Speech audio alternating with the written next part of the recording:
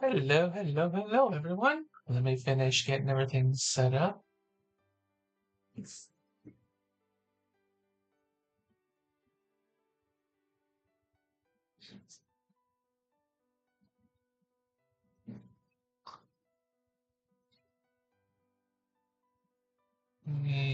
Links are going out.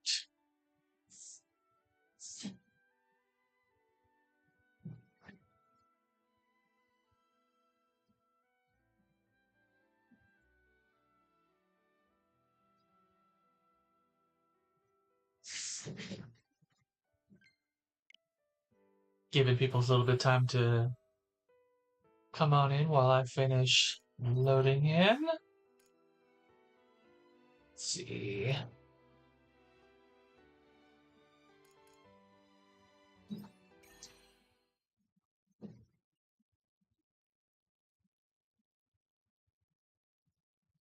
And switch on over.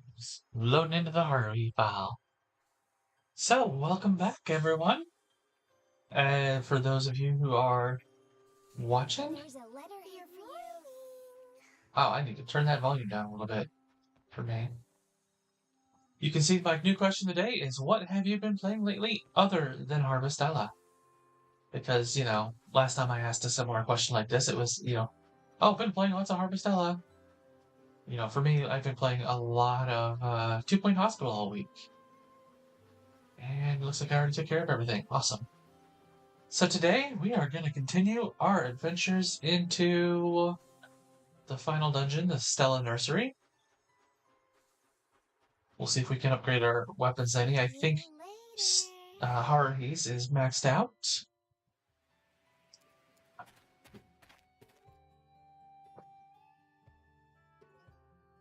But we'll finish up this episode today. We'll finish up the final dungeon and whatnot. Tomorrow, we might do a little post gameplay for this, or we might switch over to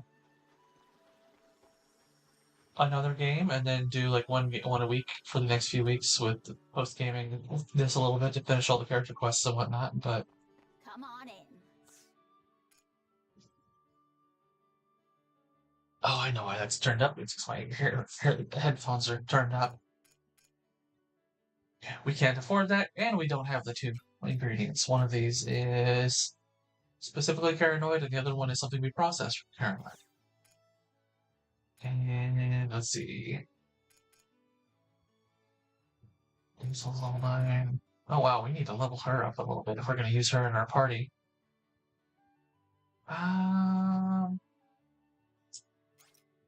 Yeah, we'll level her up a little bit.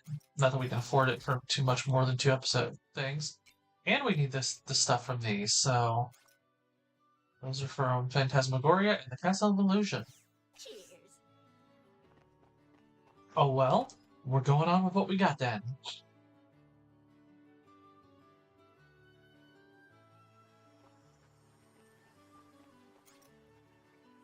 And you can see we got our little mix of a little bit of everything.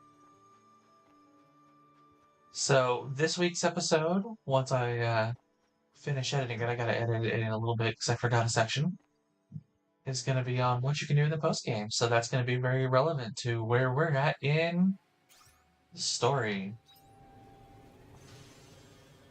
But like in the post game, you don't see this big swirling massive light for access to the Stella Nursery. So that's the part I forgot to add in was, how do you access the Stella Nursery in the post game? So I gotta edit that, like record that and edit it in.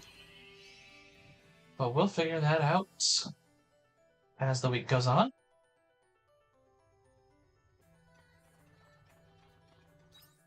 Let's see. Oh yeah, we are a good chunk of the way through this floor.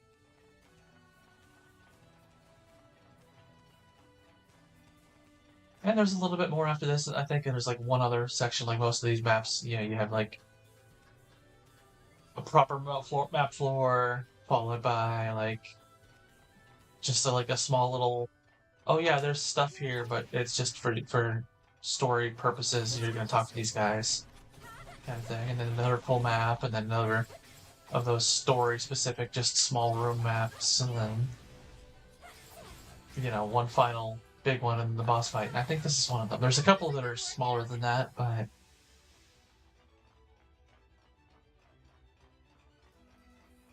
we'll find out.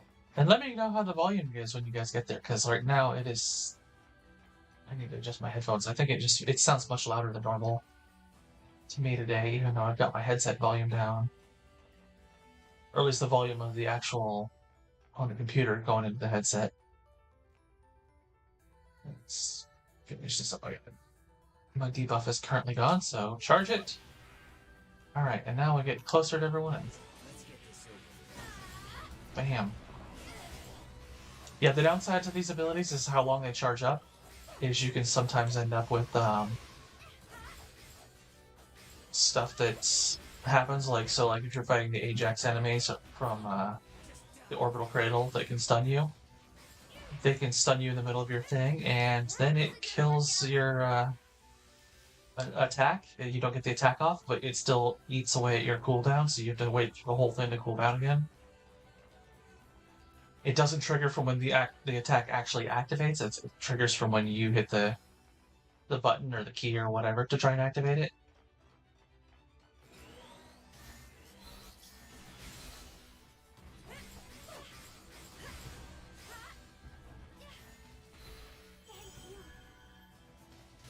We really need to work on leveling up our gear. Unfortunately, we need to get to below level 40 in Paranoid to do that for your levels 11 and so on. So, you know, it's like I mentioned in my post-game thing, unless you're really taking your time doing everything and you advance Paranoid and every single season, and it's like the end of you know, your summer year 2 and you've done 10 floors per season for Paranoid, etc. You're not likely to frickin' have gotten past all of this, or gotten through Paranoid before everything happens and you gotta do your thing. Okay, let's get out of the radius of that thing, because it went off. Now we can fight. That was a good workout. Let's see, was there something back this way? No. This is gonna be another one of those maps where they're full of the little teleporters, or not the teleporters, the fountains and whatnot, and the wind things. It's kind of like what I was talking about last week. This whole dungeon is, you know, the Harvestella's greatest hits. You know, we got this thing from this dungeon and this thing from this dungeon. So, like, the only other dungeon that has this poisonous ground on it is the Astrum Helix Research Facility, and so on. Wow, these guys are hitting hard today. What's our levels looking like? Oh, also, we can level up our jobs. That'll help us a little bit with doing more damage faster, but yeah, we're the level 67 and they're all 60, so it's not like we're running super powered high over them. That enemy looks to be on another level. We're better off avoiding it. Man, we can't even see it, Arya. Come around here, destroy the wall. Get ourselves a couple stone. Oh, a sunstone. That's going to be some good money. That'll let us afford to level up Arya's weapon a few more stages, although we'll have to grind for a few things. Specifically the beatrite and the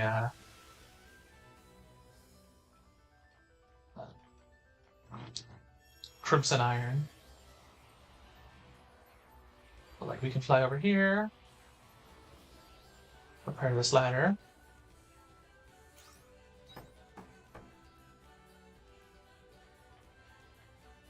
So now we can jump back down and do it all over again.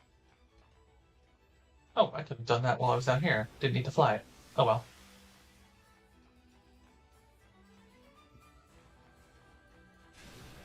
Jump up. And so for this one, we gotta fly, like, through these guys, kind of thread the needle.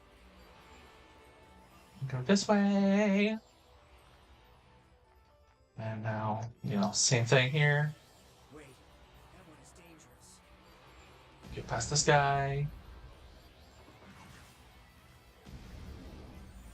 So it drops over here, and then we come up this way. Boom. That was the entirety of this whole section. So it's interesting. We've got, like, the fear. We've got the flying things. We've got the poison floor. We've got the fountains shooting us up.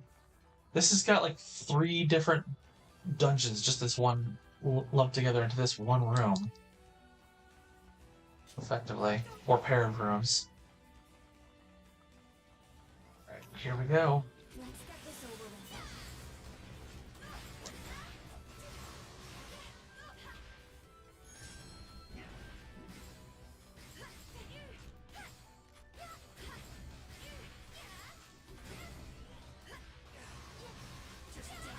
Alright.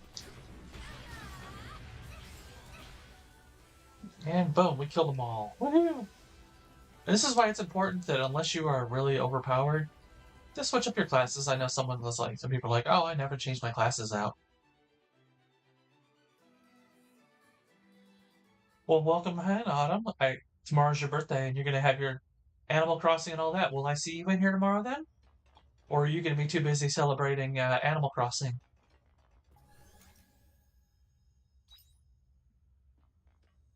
Oh, this is the final fight.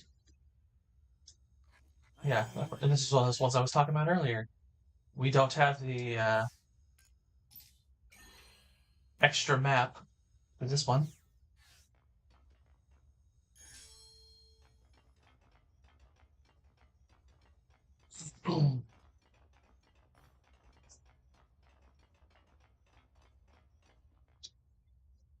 I feel something unusual up ahead.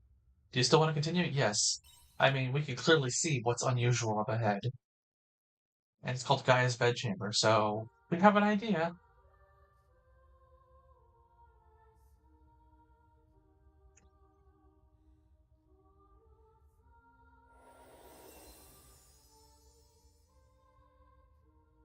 So you made it. This is where Gaia was born. This girl? Is this you? No, this isn't me. This is Gaia, or rather, her official name is Stella Child Gaia Type.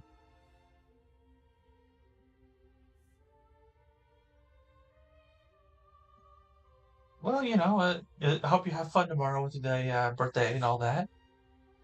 I don't really celebrate birthdays. I'm well past the age where you care about those. Of course, I was well past the age for that when I was a kid, basically. She was born to be the operating system for the Gaia computer.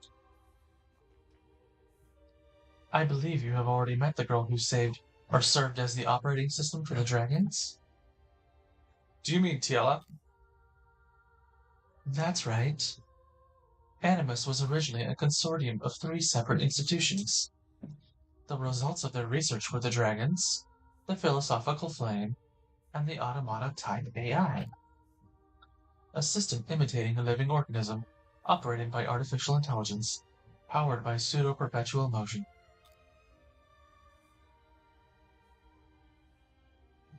That is the founding theory behind the Gaia computer. Well, I don't do this big celebration. It's just like, hey, I'll take the day off. Like I'm more chill about it. It's like, yeah, okay.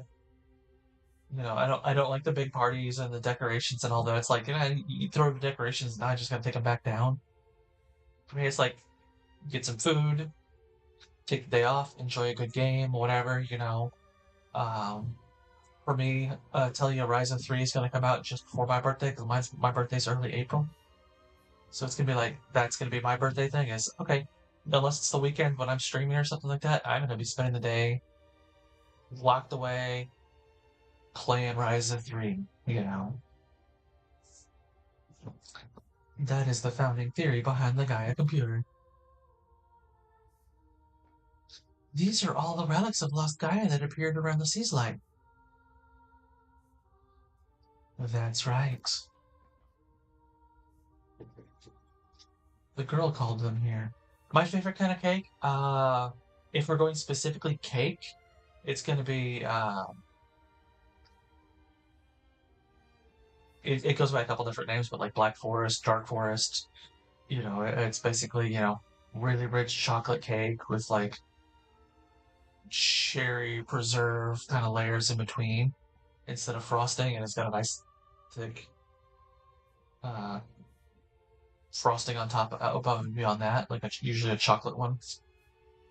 Sometimes it's a cream cheese one, depending on the person making it. But just that rich chocolate with the cherry and chef's kiss. But I also love pie, so, like a chocolate silk pie or a French silk pie or a chocolate cream pie, that kind of thing. I'm a chocoholic, which is really rough considering I've been on a diet for since July. Been losing a lot of weight though, so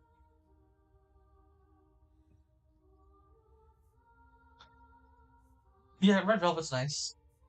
I enjoy it. It's probably a higher tier one for me, but it's not my absolute top favorite. The girl called them here, perhaps to manifest the beginnings of a nightmare on this planet. You said this girl was connected to the end of everything. What did you mean? Animus ordered the Gaia computer to create a paradise. And so the computer studied an immense amount of human data that had been uploaded to the network. Then it ran a simulation of humanity's collective will and executed it upon the planet. See, this is, again, huge Persona vibes here. Like, every enemy of, especially from Persona 3 on, is the embodiment of humanity's desire for something. And here we are, the humanity's collective will coming up again.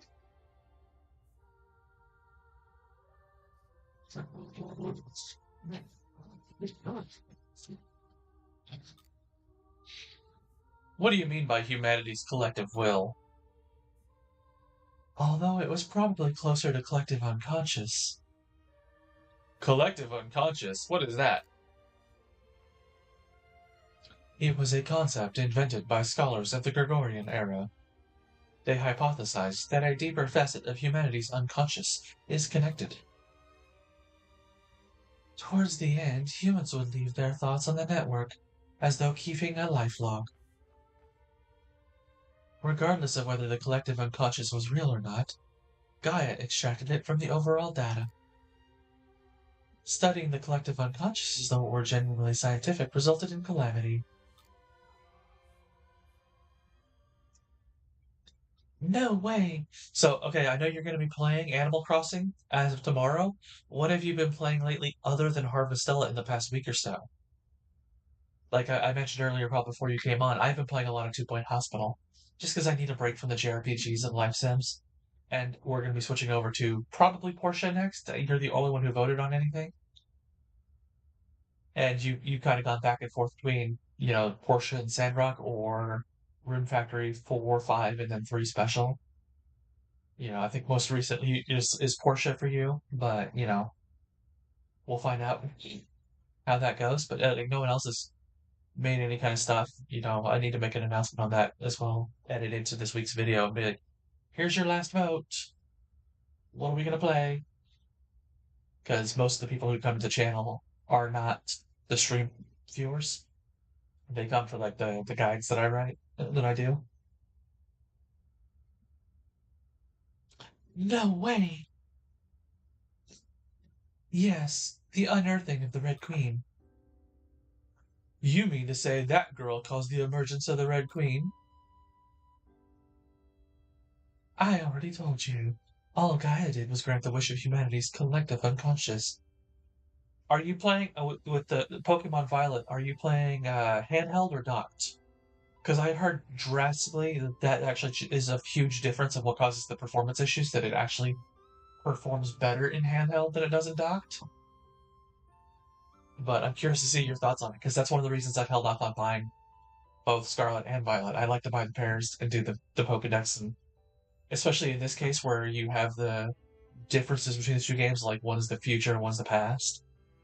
definitely get both pairs like that. Like some games, it's like, okay, there's no real difference here. But then you get ones like Sword and Shield where they change up some of the gym leaders, Scarlet Violet where the time periods change. So I like to do that, but things like, Sun and Moon, I bought the pairs. Wasn't a huge difference between the two. Same with Ultra Sun and Ultra Moon. Just because, I don't play with other people, so it's like, oh yeah, trading, whatever.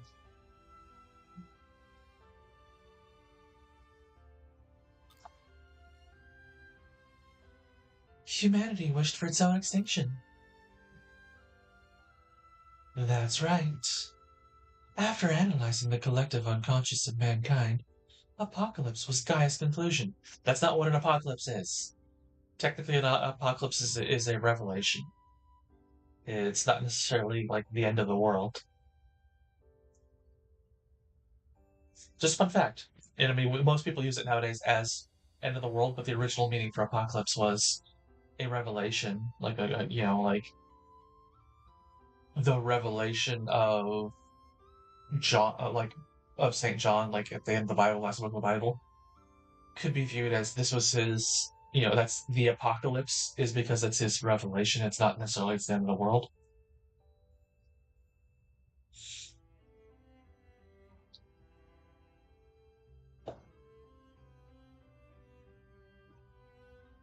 Oh, they made it.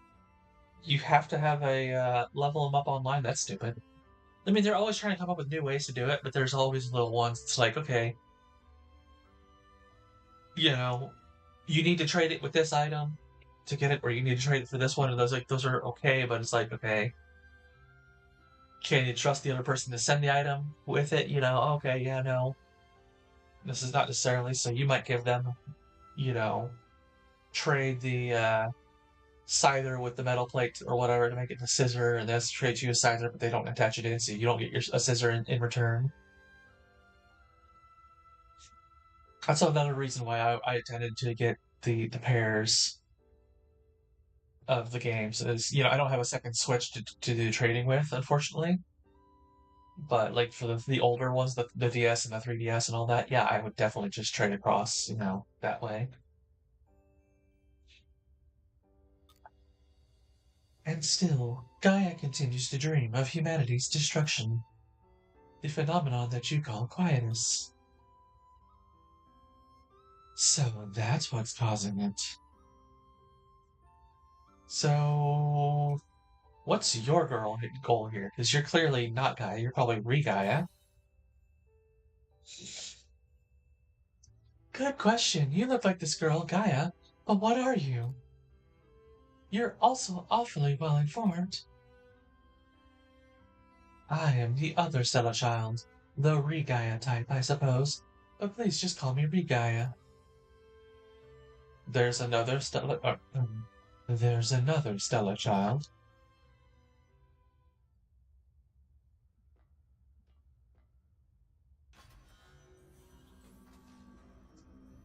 System ego intruder in Gaia's bedchamber detected. Commencing eradication protocol. It looks like we're out of time. Gaia's defense mechanism seems to have detected you as threats. Do try not to lose. The sass on this girl. And then she just ups and vanishes. System ego activating defense mechanisms. The system will now eradicate all foreign objects. Okay, well. I can't do anything to this. This has got it guarded, so I gotta wait, yeah. There we go.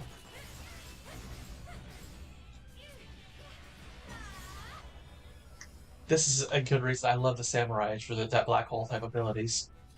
Anything that has those abilities. So the assault savant has it also, as does the which I can do that right here.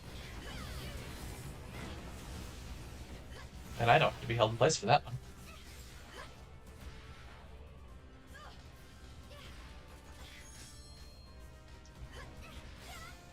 But yes, just so that kind of stuff, and then there we go. Adjusting defense. Initiate Alpha sequence. Activating Annihilation Bits to eradicate subject.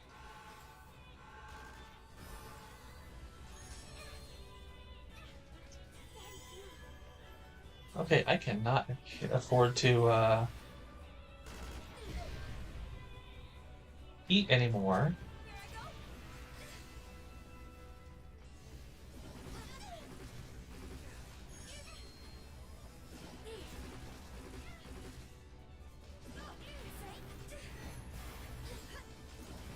So we gotta get through here. Adjusting Yeah, I need defense. to up my Initiate defenses beta sequence. heavily. Request to start up counterattack systems.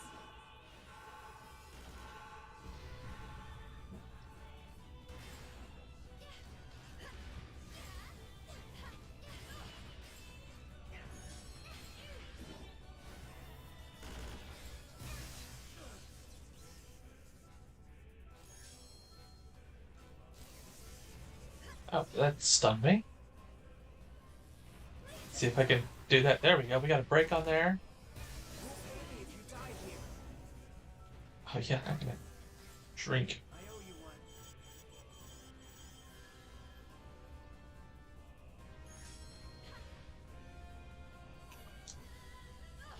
I can use what now?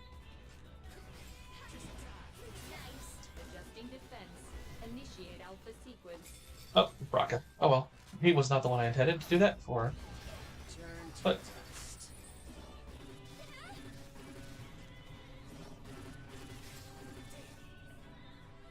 sorry, I'm not reading the chat in the middle of combat here, so let me beat this fight. Critical system damage detected.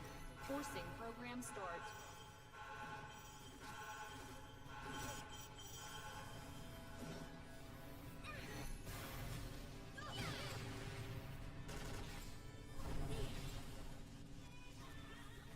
Oh, so she's doing poison now. Okay, cool. I like that she's changing up whatever the heck the floor type damage type is. But I'm immune to it right now because all the apple juice I got. Alright, can I use...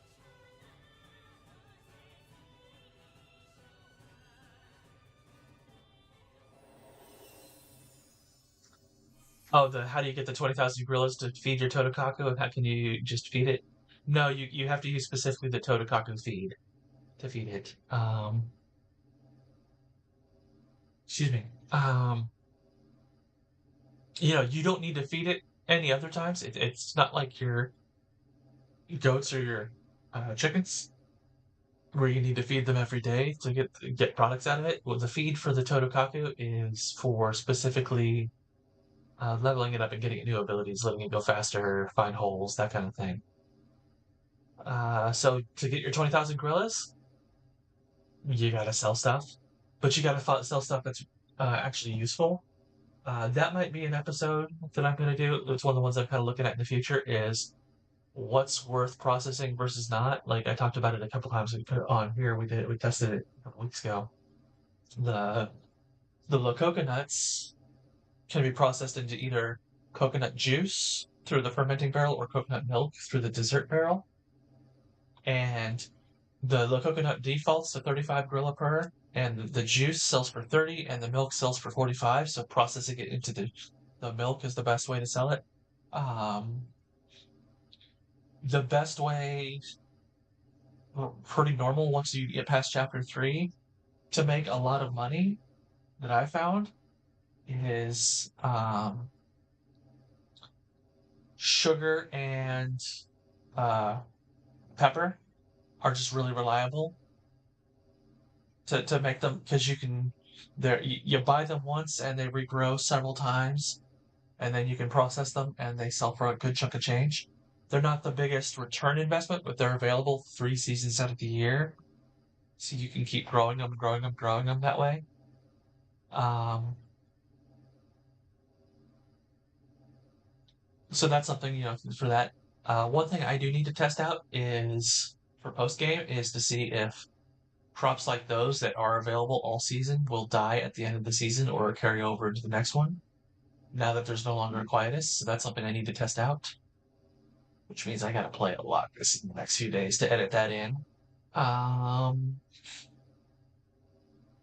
or just do a stream of, wake up, go to sleep, wake up, go to sleep kind of thing. But I'll test that out, but edit that in as well.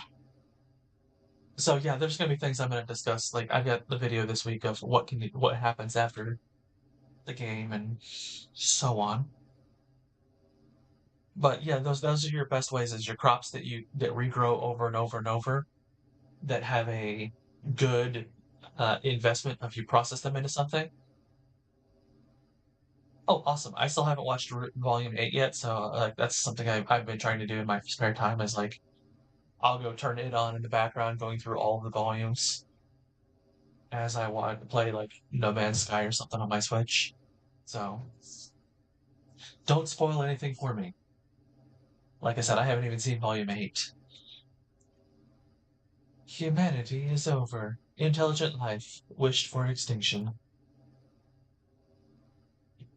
Must complete objective to rescue humanity.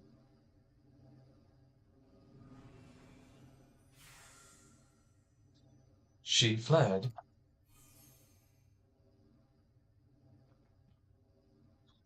Gaia went to the planet's center to progress the dream of humanity's end and its erasure from this universe. Hurry. Brace yourself and listen carefully. Before long, Quietus will blanket the entire planet. I have been holding Gaia at bay until now, restricting Quietus to just between seasons. Because Gaia and I shared the astrum cell of this planet. But now Gaia has consumed most of that astrum cell, and I no longer have that power. You shared an astrum cell. What exactly are you? What do you mean by did she start the prototype? Gaia was the prototype. She was a prototype supercomputer, and Re-Gaia is basically a clone of her for this planet. I am a replicant of Gaia. I was born when the astrum cell of this planet was cloned. In that case, that would make you... Exactly. Think of me as a persona born from a program like Gaia's that resides in the Seas Lake. I accessed and studied the data of certain groups of intelligent life forms through the Seas Lake. And so I was awoken, tasked with making their prayers a reality. It was a simple and pure wish, made some 2,000 years ago. They wished for humanity's survival. Oh, yes and no. She doesn't start the prototype. We did earlier, where we crashed it and it was falling apart. I mean, was she the one who activated it and caused it to fall? It never really says yet one way or the other.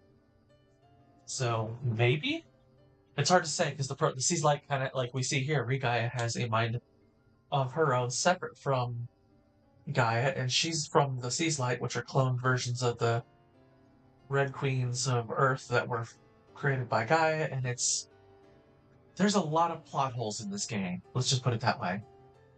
Um, it's not all bad. I mean, I harp on this game a lot, but it's not that it's necessarily bad. And these are things that may get answered in a sequel if we get a sequel. Sometimes stories will do that as a means of leaving something out in the open. Like, iconic example, Harry Potter. We never learn the details of his, mother's death and him becoming a Horcrux and all that until really, really late in the game. The last freaking, or late in the story, like the 7th book, is where it becomes officially like, oh yeah, this is what happened. We take forever thinking, uh, not Sirius Black, Snape. There's all the stuff that's, Snape and so on there. So we'll see. I don't know that we're gonna get a Harvestella DLC. The developer said that they're looking for a sequel if the fan base is behind it, so that might happen. But again, one of the biggest complaints that has been leveled against this game is it is a AAA price tag of $60 for a game that is not AAA quality. You know, it's a double A. It's a double A game. You know, and if they lowered the price a bit for it, I think people would have been a lot more forgiving of it. I know I would have been. I was hoping it would be better than it was. But we talked last week, you know, something I hope to see in future. I hope they really double down on improving like the farming and the life sim aspects of the game. In addition to the RPG, it can be done. I mean, the original Rune Factory is a perfect example. It was very similar to this. It was rough. It was, you know, especially the farming side of things. It had the RPG aspects and so on. It was, um, actually, I think it was better on the farming side than the RPG side. I don't remember. I have to go back and play it a little bit, but it was still rough. It was a rough blend of all of those. Um,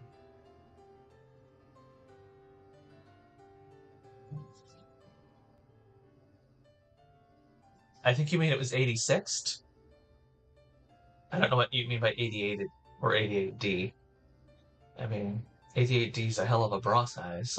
You know, that's the first thing that comes to my mind.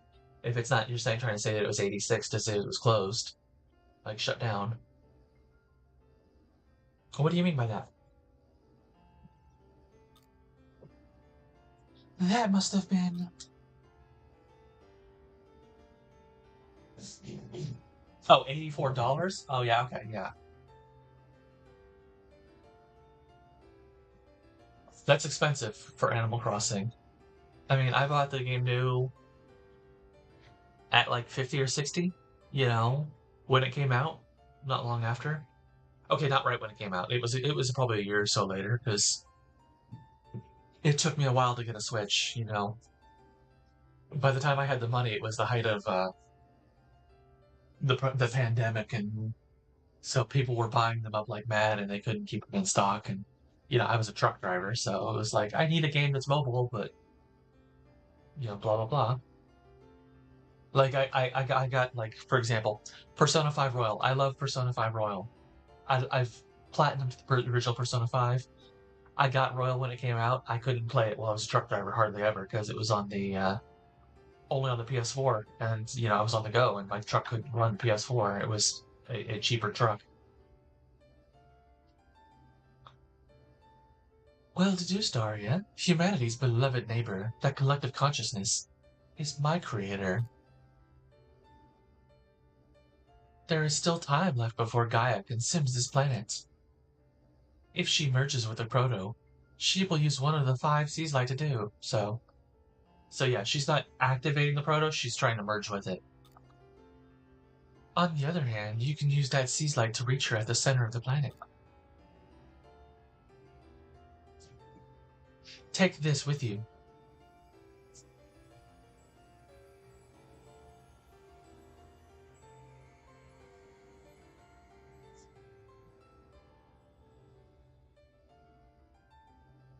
You received the Gaia Seed. People are complaining about $60 price tags and $70. Um, you know, it used to be you could buy a game for $50, and you know, every few years, the inflation of what it's costing to buy a game is going up. And for example, you'll have a lot of games like the Assassin's Creed games where to justify that increased price tag, they put in a bunch of just boring, mundane, like fetch questy things. Like, okay, go find 100 feathers across the map, you know, or even Saints Row does the same thing. You got to go spray 100, cover 100 things of spray paint and tags and all that, or find all of the CDs, or those are just the little collectathon side quest things to add in bulk to how it is, rather than something like the Persona series or Tales of Vesperia, or like any really of the Tales games or whatever, where you're getting these 60 to 100 hours of content, but it's actual good story content. It's not just busy work. So people do complain about that. And it's the same thing, like Animal Crossing. Animal Crossing is really funky when it comes to that because it's nothing but busy work. That's the loop of it. Um,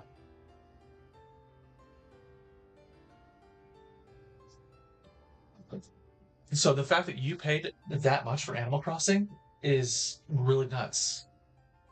Or that your family did, I should say, since I know it's a birthday present for you. So we received the Gaia Seed. You could reach the center of the planet if you use this.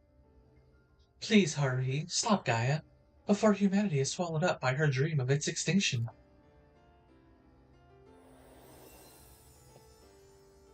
I believe if anyone can succeed, it is you.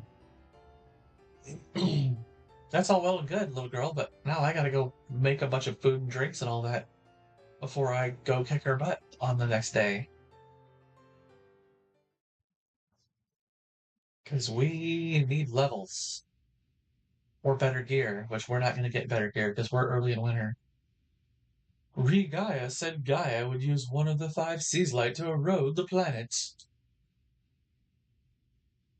Oh, yeah, she's fine.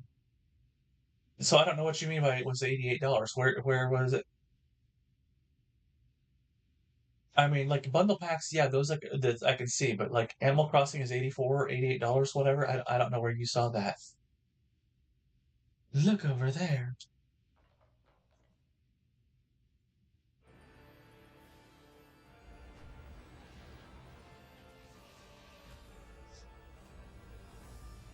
Got a big old black hole tearing a hole in the ground over the seas light.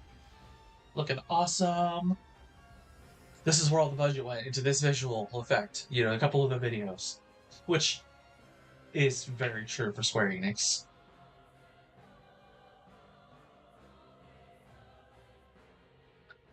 There's some sort of black hole directly above the Proto-Seas light. Is it a dimensional rift? It might be the entrance to the center of the planet Gaia mentioned, which means Gaia must be inside. This has all taken a terrible turn. Is there anything we can do to stop it? We have to try, don't we? We've come this far. Agreed. Okay, I need a drink.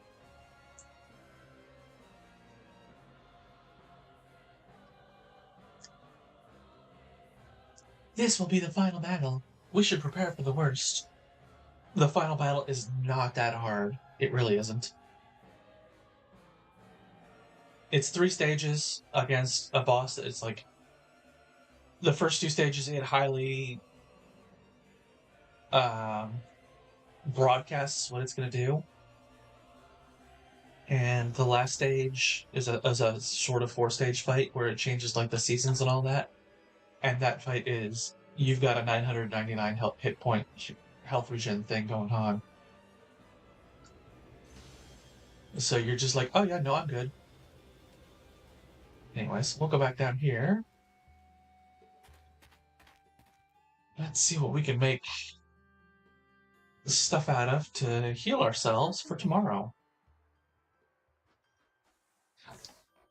Let's see. Don't need mace. That doesn't sell for anything. We'll hold on to that. And those can sell.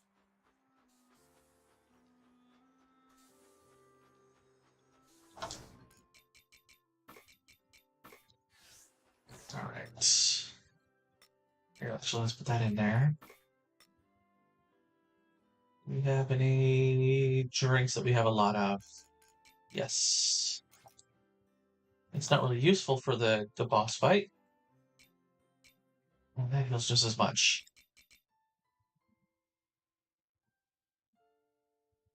That feels better. We'll take that. It's not a bad drink, the coconut juice, so it's one of those things like I wouldn't sell it.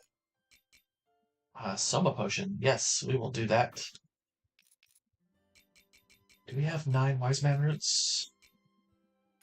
We do. Excellent.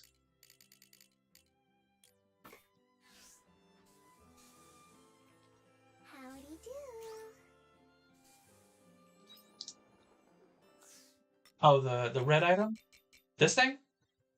It's a food item that I made. The meat with spicy aubergine sauce. It's a good healing item.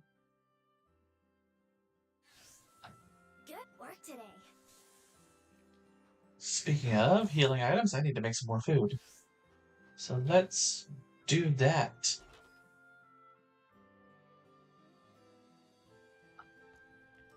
Let's make. Can I make more of the those? Yeah, see? I can make those.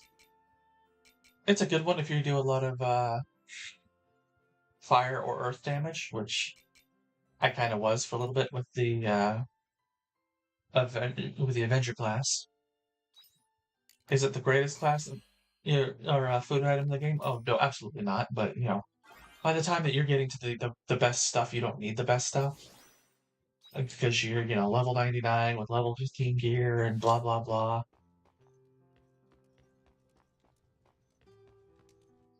We got right here. Any of these we can turn in? Oh, yep, we fixed all the ladders.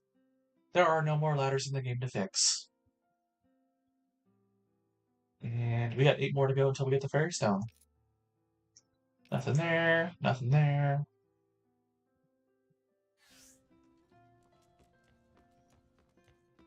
So we'll go to bed.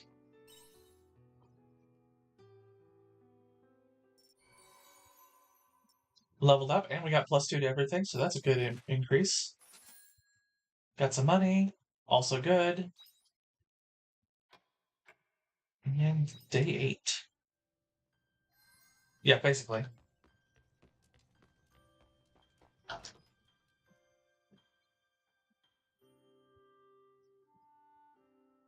Although I don't think there's actually, it's not like actual meat. Well, it kind of is, it's meat. It's like hot something.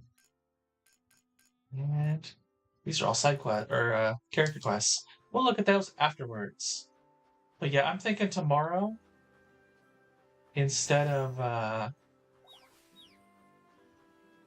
doing our normal side quest day, we might do Portia or Rune Factory, whichever you decide at the moment you want to do. Or we might do our normal side quest day and then next Saturday do it. We'll see. What we are going to do... Ooh. We can harvest Hello, little all of these. Hello, little crappies.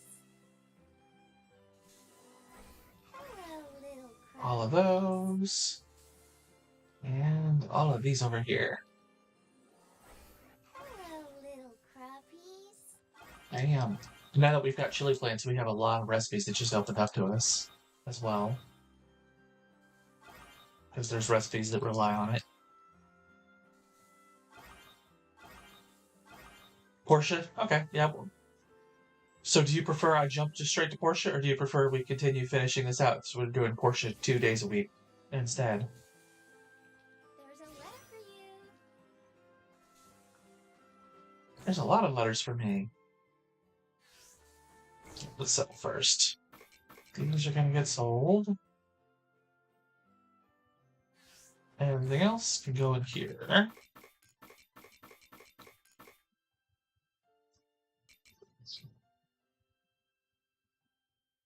I don't need that. I've got to have that. That's going to be a huge healing thing. Portia tomorrow? Okay. Because we're about to do this final boss fight, and I'm not worried about it. I've got that many soma drinks.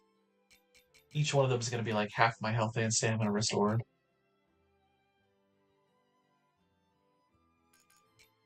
Let's see.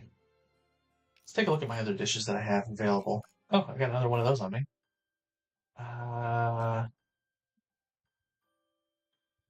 Wave damage up, earth damage up. Nice damage. Ooh, there's a good one. The meaty antipasto. This is one of my favorite dishes because of the hit point regeneration. But we're not going to need it outside of the first 2 phases. Sage damage up. Wave water poison. All good. This is a great one if you're doing both the Shadow Walker and the Woglint. Because those are the only 2 classes that do any of those 3 damage types. And again that. So let's go fight our boss fight. Take it easy.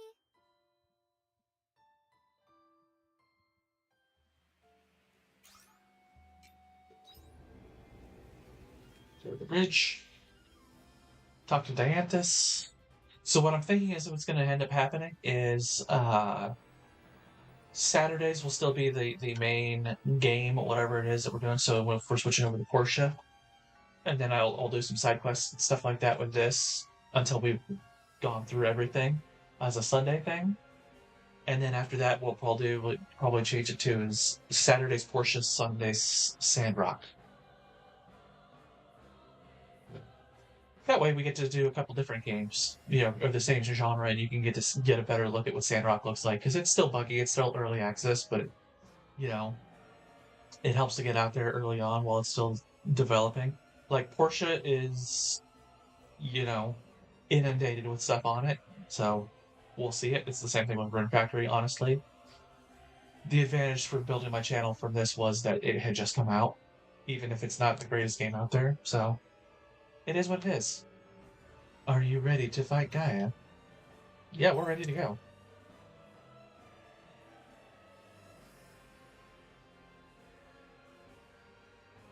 The Gaia seed should take us to the center of the planet.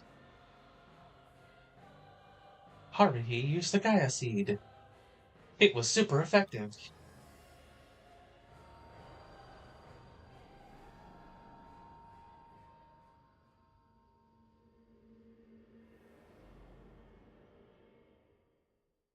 I have no idea. I haven't even looked at Disney Dreamlight Valley, to be honest. Although I did read a article the other day that Disney's basically doing it's another game similar. It's an open world. It's not Dreamlight Valley, but it's an open world, magical world game, like, a version kind of like the Hogwarts Legacy without the actual legacy of JP or J.K. Rowling.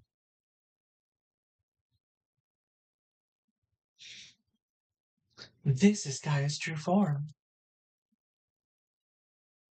This is the source of Quietus. She's gonna consume the planet. The dream of man's end, huh?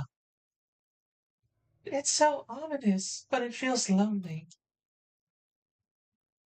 It has quite the air of intimidation, no doubt about it. Well, there's no turning back now. To weave a new dream for this planet. We fight!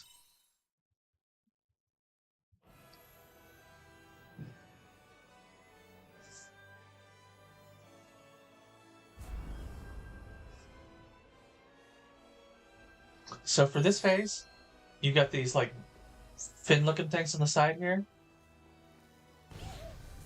That's what you attack, is these glowing... Oh. That's there. It's the cores.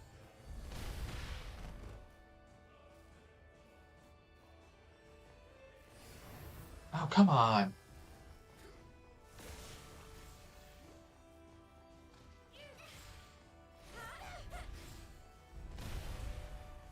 Yeah, you're going to be doing a lot of running in this fight just because of the things until you get through. And that's going to do that. So you come over to this side and start smacking on the other one.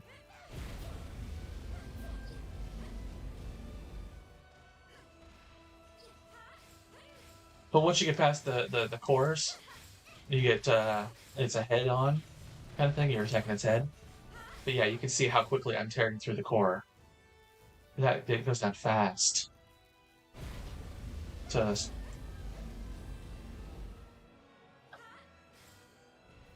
activate my crit thing again.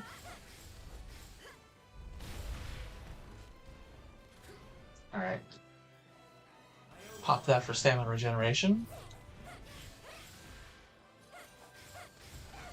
But yeah, this is like, I'm nowhere near the levels on this that I was on my Stella playthrough. On Stella, I was like 82, I think, when I did this fight. And we're like, what, 68? Yeah, so huge difference.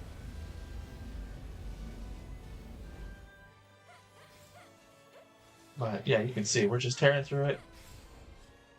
It broadcasts almost all of its attacks.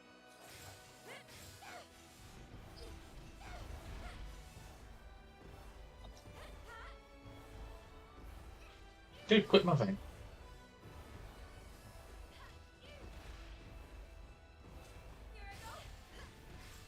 Nope.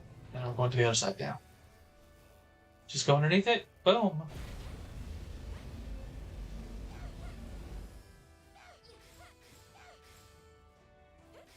Tear off this side here shortly. I don't care. You're going to hit me for a little bit. That's fine.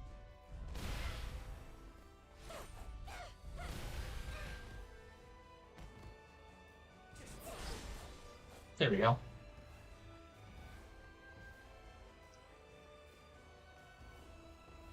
And we gotta come around to the other side here.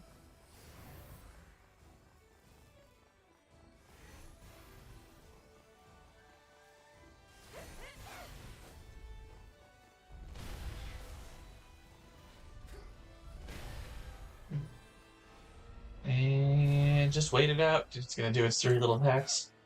Throw its little tantrums. But it's almost done. Throw your little tantrum.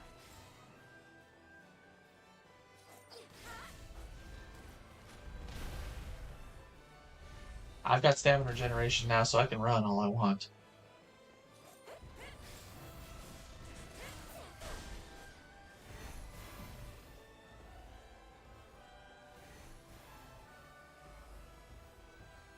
Alright, so the cores are done.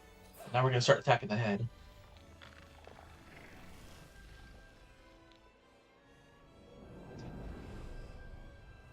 Of course, you got to get it to stop moving around, because it's going to move around a little bit. For the first few things, it's got like a lot of those sweeping, I'm going to do flyby kind of attacks.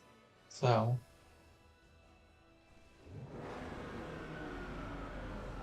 watch it go do its thing. Yeah, like this. So you just kind of get out of its way, let it do its thing. How do I get what? The red thing on the ground showing where it's going to attack from?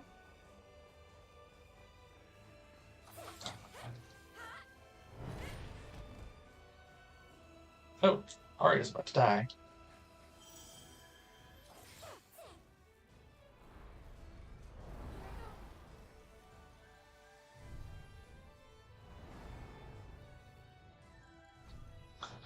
Yeah, like the earlier boss fight is much harder than the final one. For me, I find the Dream of Man's End to be just kind of a joke. It's just, okay, yep.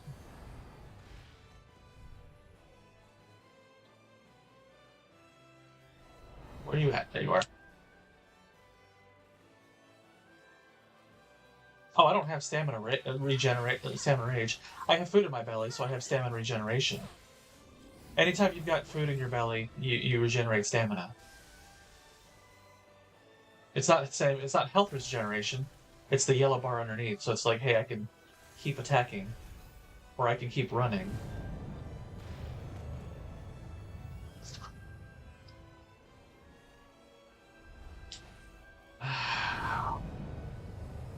Yeah, this is more of an annoying fight than an actual difficult fight.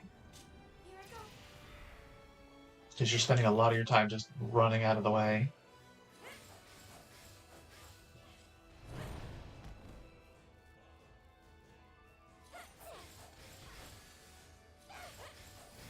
Do.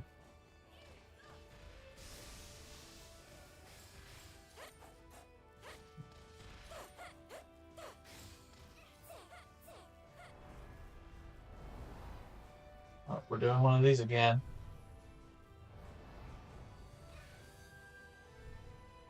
Arya's just always pinned the dead center. She's gonna go down for a minute here. I think. She'll come back though. Yeah, there she goes.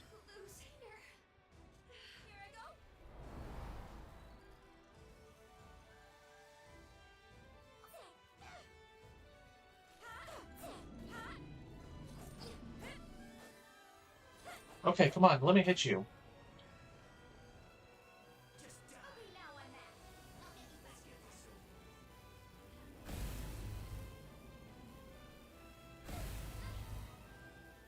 Ooh, that was a hit.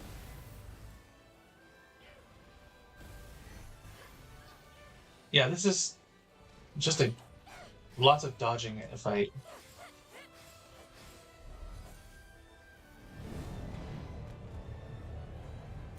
Okay, well, how about that?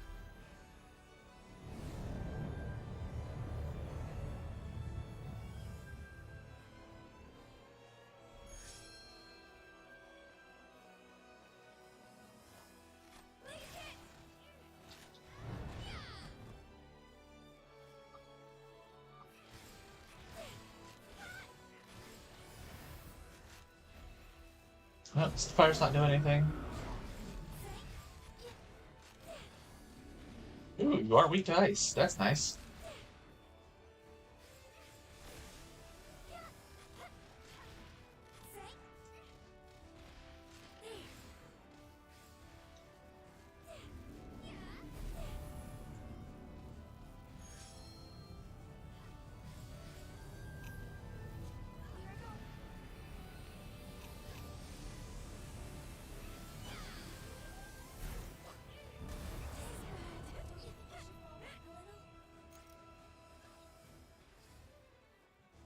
Oh, I can't do anything right now. There we go. I hate the no eating, no drinking, whatever debuffs. Those are annoying. Alright, I got too far away from you. So you can do those things.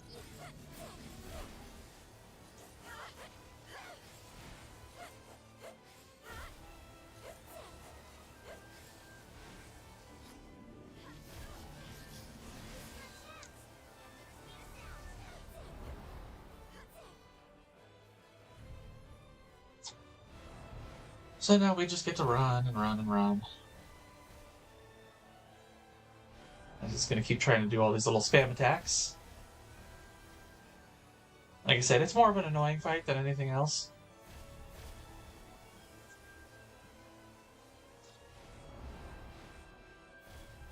Just because you're doing all the running around and trying to avoid everything. The Soma Potion is the Wise Man's Root, and you put it in the fermenting barrel.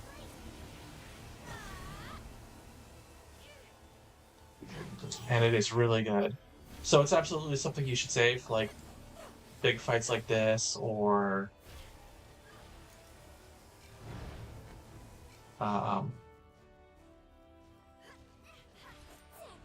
anything like that that you're concerned with. Like here, I've got my meaty antipasto. I can do that and turn that into a healing over time. So if I get my health, it starts getting low again. It'll heal me. Oh, the dream of man's end gathers humanity's wishes. And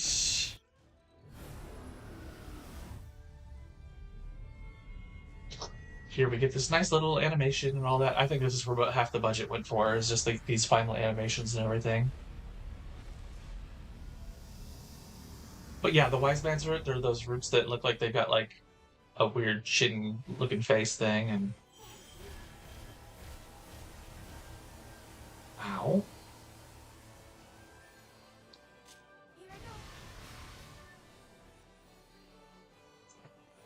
Good news is I am healing over time.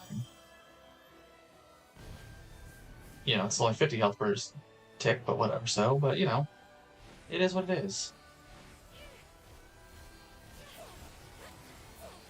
I know we can just keep grinding you down. Hey, quit running! You fucking big jerk.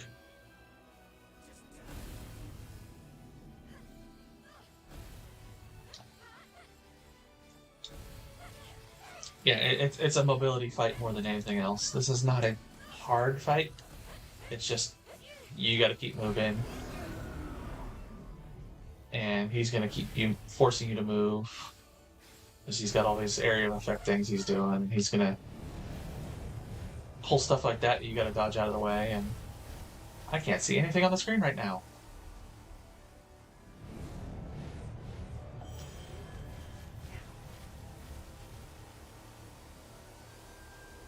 But it also helps, like, if you've been grinding levels. Like I said, on my Stella fight, I was, like, level 82 or something like that.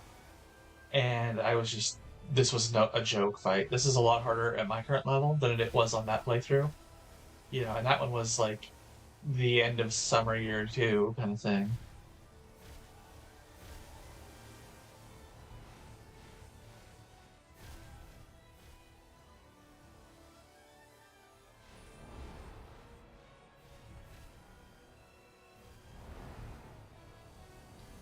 You just gotta keep moving.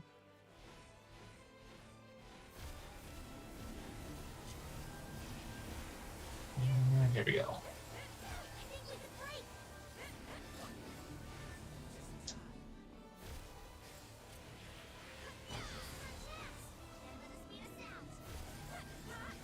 Just keep smacking the fins.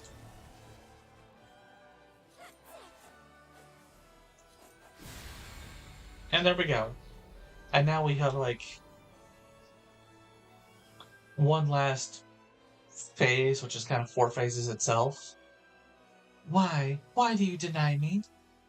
Someday you will understand too, people of this planet. Humanity is nothing but destruction. In the end, you hurt one another, wishing for your own downfall. So if that's what you want, you should all perish right here, right now. That is the dream of man's end. Gaia has made a wish to the planet for an apocalypse.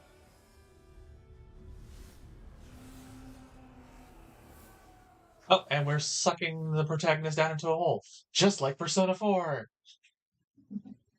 Oh, I can rip on this game and how much it's compared to other stuff. Haruhi has no more strength left.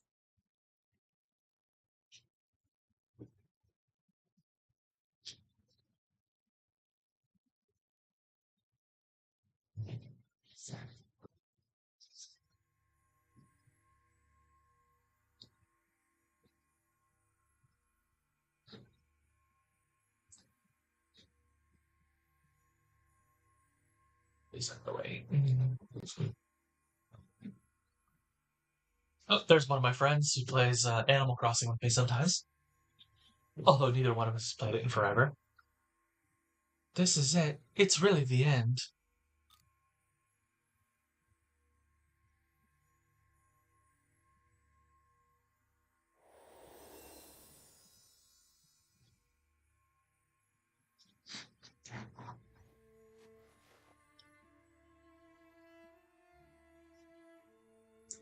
So you still want to get up? I am only granting humanity's wish. This is what you wanted, remember? I don't want to be stuck in this cycle of hurt anymore. It's better to put an end to this cruel reality. Famine, war, poverty, disease. No matter how much time goes by, you will never do away with this suffering. I mean, you almost had it. Replace poverty with death and you got the 4 horsemen. Disease, pestilence, famine, war. Don't even need to change the names there. Humans are incapable of respecting each other, even when they fully understand one another's beliefs. That's what you are all like, deep down. The only reason you haven't realized it yet is because you all hide it from each other. Every time you hurt each other, you chip away a piece of your own heart. Such an imperfect life form is better off extinct. A perfect life form should pave the way, one such as an artificial intelligence that has no heart. I have no idea. And humanity shall come to its conclusion of the species. I've got no clue why her eyes are closed. They just elected to have that. Like, she's lecturing us and she's not even giving enough of a shit to look at us. I mean, most of the time her eyes are closed. Like, they had that iconic moment earlier when she opened her eyes and you can see that they had that, like, magenta-ish color. I don't know if magenta is the right term. Might be fuchsia. But, that kind of, like, pinkish, reddish, purplish kind of thing. Kind of similar to the glow of her wings. That very inhuman look about her. This was all your own doing. We are imperfect. That's why we dream.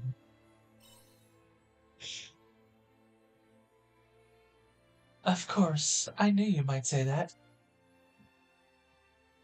But sadly, not everyone can be like you. Haven't you noticed? No one ever quite understands your strong determination. People like you have been born time and time again throughout human history. They are called heroes, and they're seen as exceptional beings. Special beings that aren't human. People could only accept them into their world if they denied the fact that these heroes were human. Because they were too brilliant. People would rather believe that making an effort is useless. They would rather sit back and watch things unravel. Oh wow, she's just calling out all the streamers and the people who enjoy watching streams, aren't they? You know? There is no doubt that you are strong. But that strength and determination isolates you. How do you plan on reversing humanity's conclusion of the species all on your own? Aren't you letting your ego get the better of you? I've made it this far. I've faced countless dangers. Was it all for my own ego? Oh yeah, definitely. Am I on my own? Oh yeah, totally. You're in this pit of blackness, all alone, with your ego and her. Oh, and your, like, 8 friends. Now, enough talking. Human history ends here.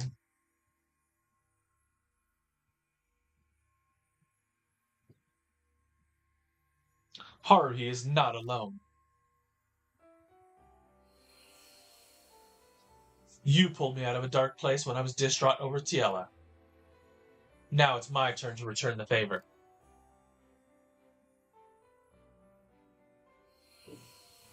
You've always supported me, too. We've all made it this far thanks to you.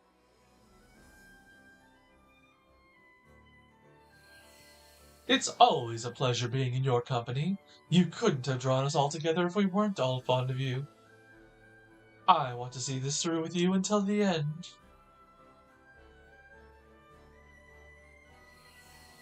You got more upset with Kierkegaard than anyone else when he betrayed me. You took it personally. Aesel is right. This time it's our turn to back you up. You are not alone, Haruhi. We've all come this far together because we feel the same way as you. In the same way as your feelings got through to us, someday those feelings will reach this planet too. Exactly. Even I can sense your feelings, and I am not even human. It is too soon for the conclusion of the species.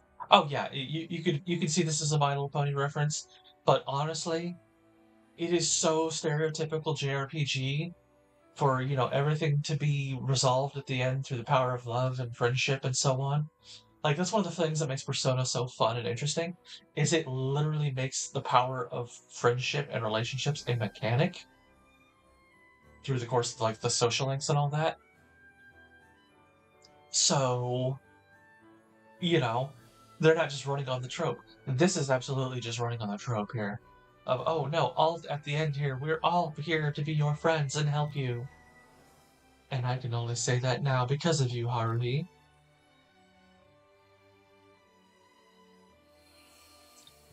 It was you who allowed us to believe in the impossible dream of ending Quietus. Let's see it through to the end.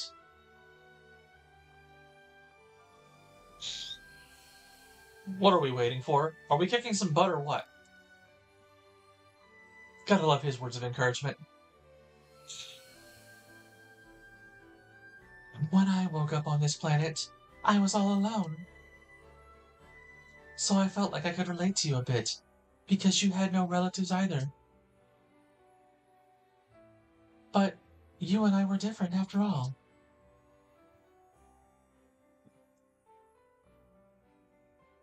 Even still, you saved me when I was taken away by the Omen. And I couldn't understand why. But as I spent more time with you, I can understand why. You can't stand by and do nothing when you see someone in trouble. You just don't have it in you. Just take a look around now. Wherever you look, there are people who you've helped in some way or another. So there's no way any of us are going to abandon you now. You reminded us all of the importance of connection.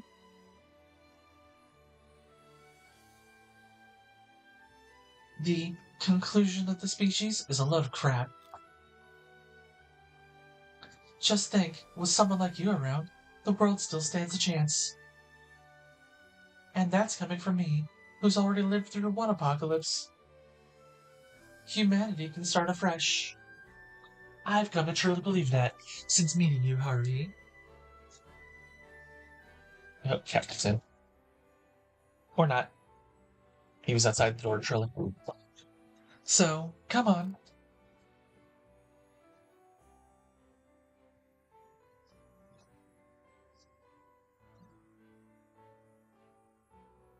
Let's go, Harvey. They're all waiting for you.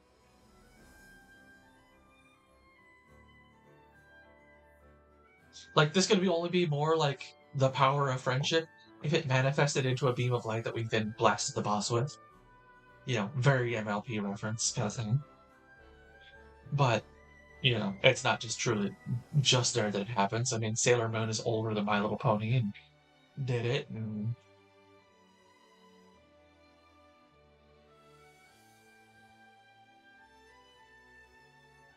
but here we go.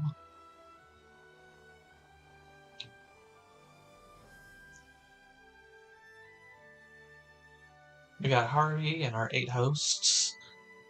The Host Club of Violence. Our goal isn't to,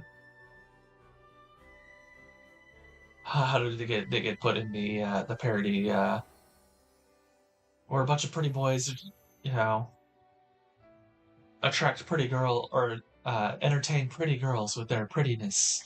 This is like the parody of what the Host Club was for Ouran Host Club thing, which I don't know if you're familiar with Ouran High School Host Club. That's like 2012 era anime. Why won't you understand? Your efforts are useless.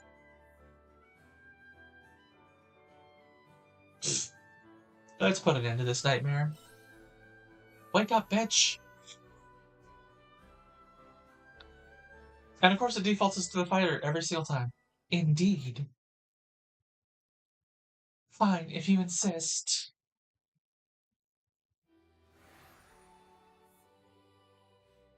Then I will make you understand that this dream ends here.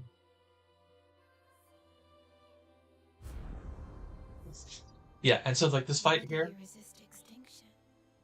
you notice right now I have absolutely no buffs whatsoever. Keep an eye on that. We're suddenly going to get a whole bunch of them. The history of humanity and its planet. A new star was born. Its life began. A long life, spanning 4.6 billion years.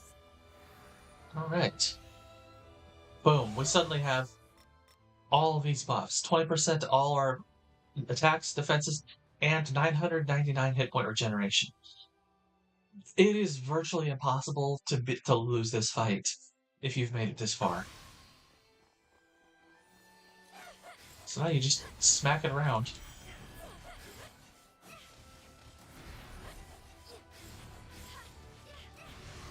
And each of the monolites has its seasons, you know, and has its own weaknesses. It's got 2 weaknesses, but, you know.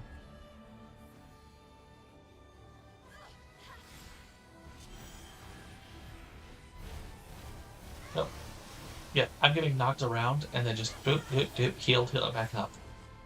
No eating, no drinking, no nothing for the rest of this fight. Yeah, I figured you were kind of young. You know, you were born in 2000.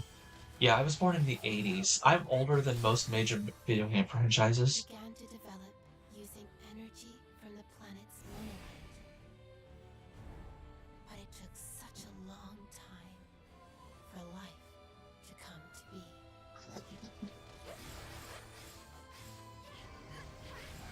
Oh, and now we've got a crit bonus. Oh wait, no, that's from that is from us. That's from the class. Yeah, you get these big hits that look like, oh no, I gotta do it. Oh wait, no, I'm healing. You know. And I've got stamina regeneration because I had food in my stomach.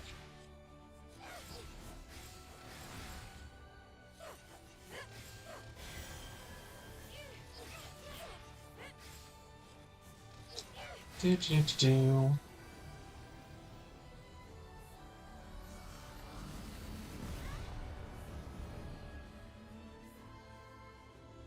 And they gave birth to a planet of water. First there was life. It evolved, and humanity was born. Each one was its own collection of miracles. I think in a lot of ways a book would have been better than the game. That you're talking about, like if they made a book of this. It's a good setting, it's an interesting setting, but the execution is not that great. It doesn't have the farming life sim elements. These little miracles. And realizing so many extraordinary dreams. And yet,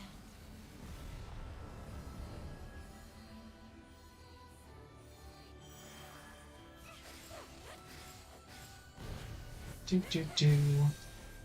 but winter will come eventually. Humanity continues to harm itself. This is the result. Something created from countless miracles. Humans destroy even the most beautiful things in this world.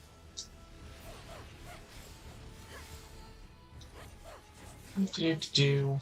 Who wished for extinction. Just letting her talk in the background here. Now, perish. That was the one desire. No matter how often you are born, it is always the same.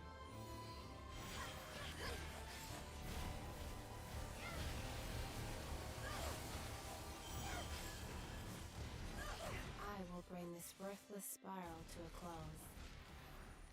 That is me. Let us end it all. Let us end it all.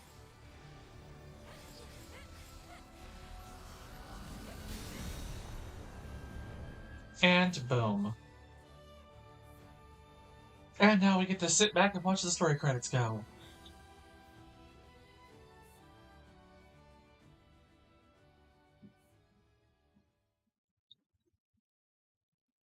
And again, none of this is voiced outside of the combat thing. Like, Rune Factory 5, you have voice acting at this point. You know, it's not much, and most of the game is very similar to this in the way the voice acting works. But your major end of the game stuff, yes, you have voice acting. And that's what a lot of people complained about, especially because, it's a $60 price tag, the same as something like Mass Effect, which is fully voice acted, even the side quests and everything is voice acted. And I get that, people were comparing things that shouldn't necessarily be compared, but it'd be nice for, the streamers to be like, okay, no, I don't have to talk for a minute. I can take a drink and let them talk for me. Even if you stop me now, it won't change how this will end. You humans will let even a miracle this precious go to waste. And continue to create your worthless double helixes. Oh, bitch, I'm on a triple helix by now. But that has led to one more miracle. Who are you? There may come a time when it all goes to waste. Humans may all drown in a sea of mutual distrust, as you said. Yes, they will. Their winter of destruction is inevitable, so... But even still, humanity keeps on living. Just as the seasons change, their spring will surely come back around too. If they keep accumulating miracles like these, they might be able to start heading toward a different future. So let us have faith in them, and watch over them as they strive earnestly to live in this moment. Hmm.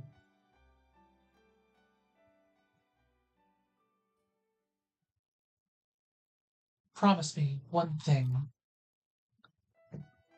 That no matter how hard it gets, no matter how hopeless it may feel at times, you will keep your head up and face forward.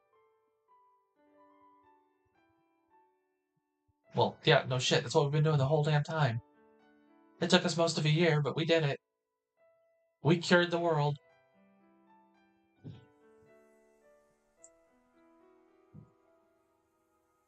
The problem with making a book out of this game, like the world, the lore setting, and the plot and all that would work well. The book wouldn't do so well with the just the farming aspects of it either. Like there are some things that you can make a book out of, and some that just doesn't translate well.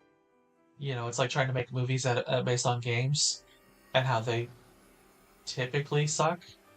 You know, there's a few good ones here and there, but most of them are like, oh, that is painful.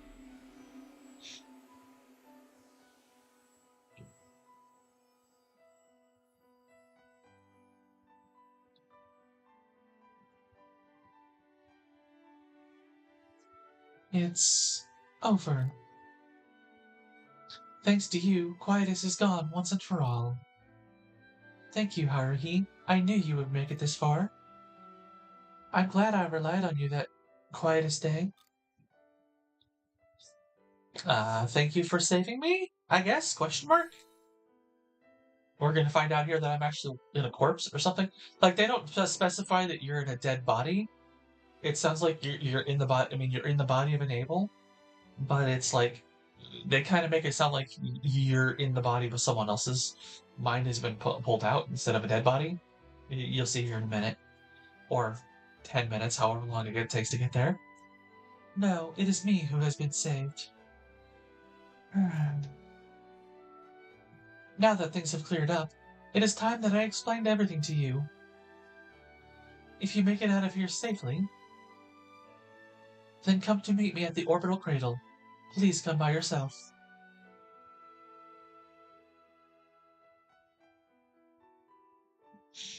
Yeah, I guess this comes first, and then everyone else is what they've got going on.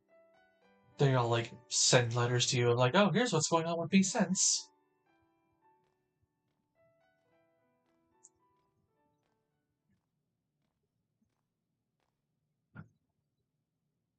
Over here.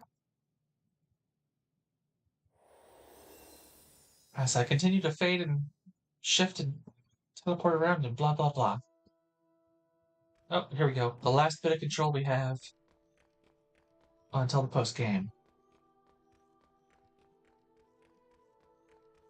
I told you this room would come back in the course of the story. It is all over now, so I will tell you everything. However, once I tell you, you might never be able to go back to this world. Will you still listen? Yes, yes I will. Alright then, have a look at this pod.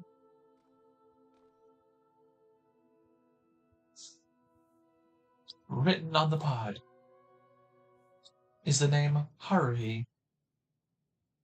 Why is my name on it?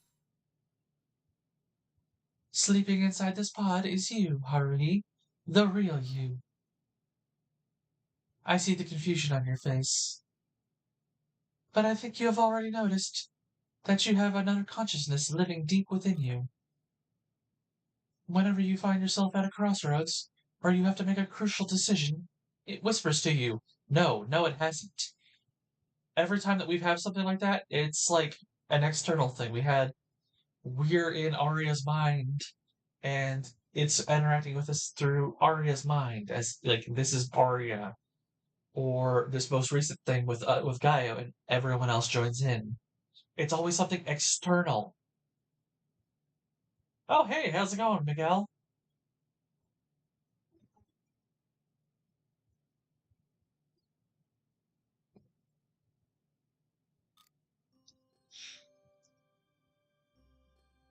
This is not to say that you have multiple personalities. No, you are both Haruhi.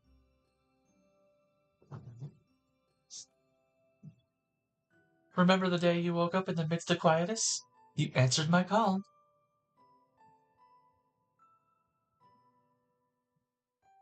Hey, good to have someone else here for this. So now we have two people watching. That's a first. Woohoo! We've achieved two people live on stream at the same time. Hurry, hurry. Rise and shine, sleepyhead. It's time to wake up. Oh, this is the absolute end of the game. Like, we just beat the final boss. This is the prologue and going into the post game.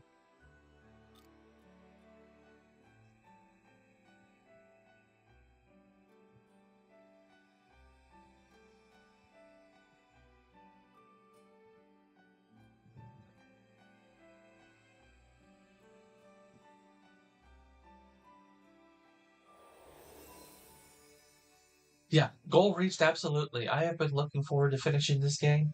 I have played this game twice in the short span of the 3 months that it's been out or so. It has been like, I need to move on. I imbued your empty body with a consciousness. See, it's a dead body. There is no second person there. It is an empty body. And that consciousness came from Haruhi, the person sleeping in this pod. That's you.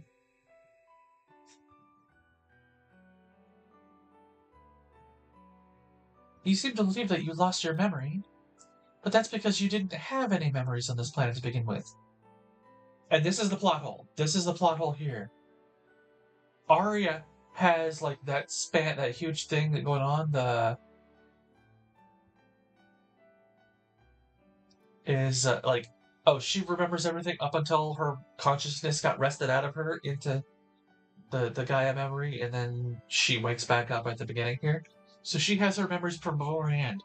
Haruhi, she's like, you didn't have amnesia, you just don't have any memories on this planet to begin with. But neither do we have memories of the planet before this that we should have if we are from this pod. You know, that's the question. Uh, Autumn wants me to go with Hein. On my separate playthrough, I'm leaning to Estina, but I haven't played anything hardly aside from like doing the guides that I do for it since I beat the game, so we'll see. Like, I've played through most of them, but I haven't decided on like which one I would actually legitimately do it. Like, I'm like, okay, these ones are the ones that none of the guys are mentioning, like the mayor. So maybe this is a joke one, and then they'll let me choose something else. It's like, oh no, they let you marry the freaking mayor.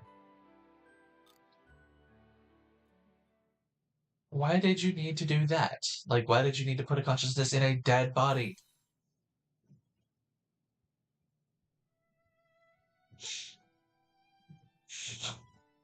Your consciousness was the key to saving this planet.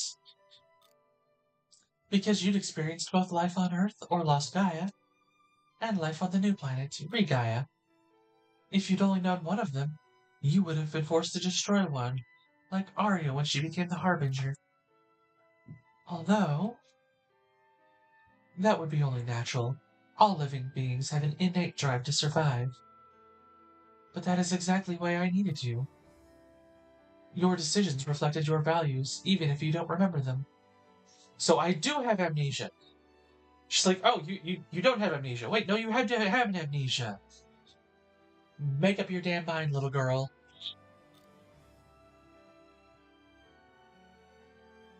Alright, Dio, here's the question for you. What game do you want to see me play next? The big two leading ones are Rune Factory, or the My Time series like Portia and Sandrock? Autumn is voting for Portia. No one else has voted for anything. Instead of having to choose between two worlds, you made the extraordinary decision to save them both. Without your firm conviction, we would have never got enough through to Gaia. We couldn't have ended Quietus. You were the only one who could have done this. And if we're going to go above and beyond and say the mayor, go for Unicorn. Unicorn is where it's at. It's like, maybe I'll let you ride me eventually. You were the only one who could have done this. And thankfully, you succeeded. Thank you. I am forever grateful for the choices you've made, Haruhi. This is the story of your world. So please continue to treasure your world. The planets will be watching over you. I will watch over you and humanity. Later, sucker.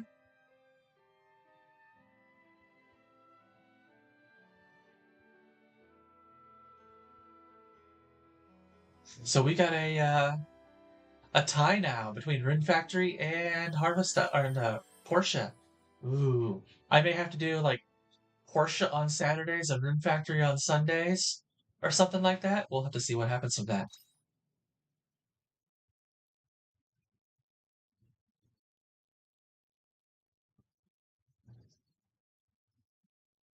Because there's really not much left for this for like post game. We'll explore a little bit of it here today because we're only an hour and a half or so in the stream. But there's actually a video going out on Thursday talking about what you can do in the post game that you couldn't do beforehand. It's not much. It's literally activate Paranoid any time of the year and get married. That's really it. Oh, dear Harvey, this is Aesol. I'm back into me after a long time, so I've come to the observation deck to enjoy the view and write you this letter. I forgot his advances. It's been a few months since I left the Argus Brigade and joined the Royal Guard. At first I thought being in the Royal Guard would be really tough. But I'm getting by somehow with help from Shrika and the Order. The world may look peaceful now, but there are still people out there who need our help. Although Namiya is peaceful as always, this game needs a lot of things, not just DLC. Like my question last week was, what do you want to see in the next one? And my answer was better farming. Aesol has joined the Royal Guard and he started bringing children to the orphanage.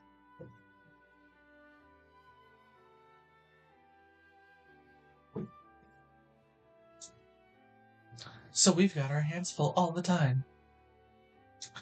Yeah, there's a lot this game needs, but like the farming, the life sim, all that needs to be improved in a sequel. Speaking of which, would you mind if I told them about you? Yeah, more dungeons would be better, more classes might be interesting. Just better, more post-game content. I'm sure your story would fill them with inspiration. Even a single post-game dungeon would be good. Let me know. I look forward to your reply. And then we're moving on. Like, Rune Factory 5 has one post-game dungeon, but it is a heck of a post-game dungeon.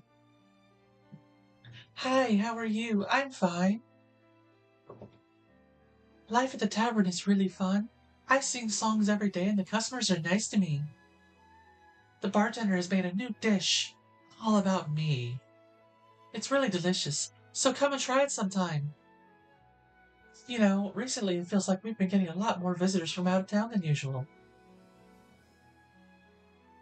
And I've got a good idea why.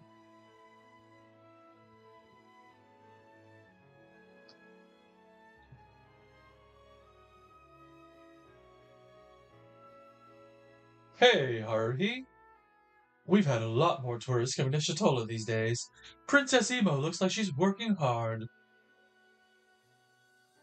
Travel used to be a thing of trepidation in the past. Isn't it wonderful that we can travel without fear again?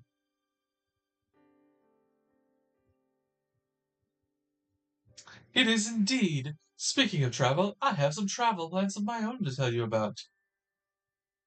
Listen and be amazed. My next destination is the sky. I suppose you probably saw that one coming, actually. I know if I asked Dianthus, I could take a trip into the sky at any moment. But I want to capture the skies with my own hands.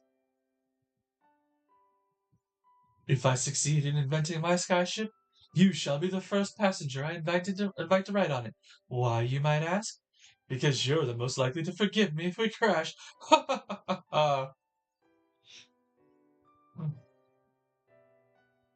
I like Estina and Braca, personally. Estina has the best character quest. Dear Haruhi, the commotion within the Order has calmed down a lot since last time. This year should be a lot more peaceful. The followers seem to be in high spirits as well, mostly because we're getting them high. It is as if the incident with the Floss Indulgencia never happened. Weed had that effect on people. There was initially an air of suspicion and mistrust among the residents of the capital. It was really a bad trip. But now we have all banded together, and we're moving past that. We found the secret to, magic brownies. I like to think that's the influence you've had on them.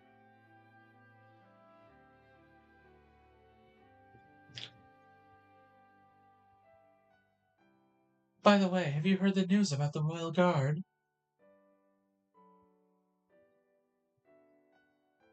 I heard that Aesel applied to join. I'll be cooperating with him from now on as a representative of the Order.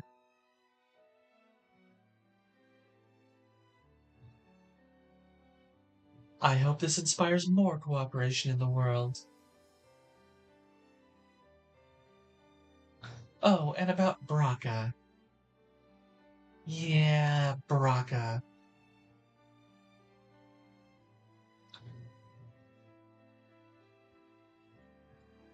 Yo, how you doing? I'm back to business as usual. Mercenaries are almost guaranteed work wherever we go. Oh, but one thing has changed. I got some magic brownies from Shrika, and now I'm working under the Order. I don't know why I'm doing the pot thing going. The Royal Guard pulled me aside and told me they needed able hands. In fact, it was Shrika who recruited me. The bonus was nice. I'm a wanted man, though. I don't know what she was thinking.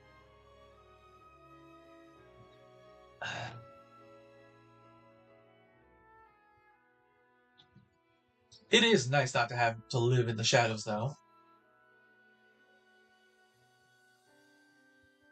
The only thing is, there's this one priest who just won't get off my case.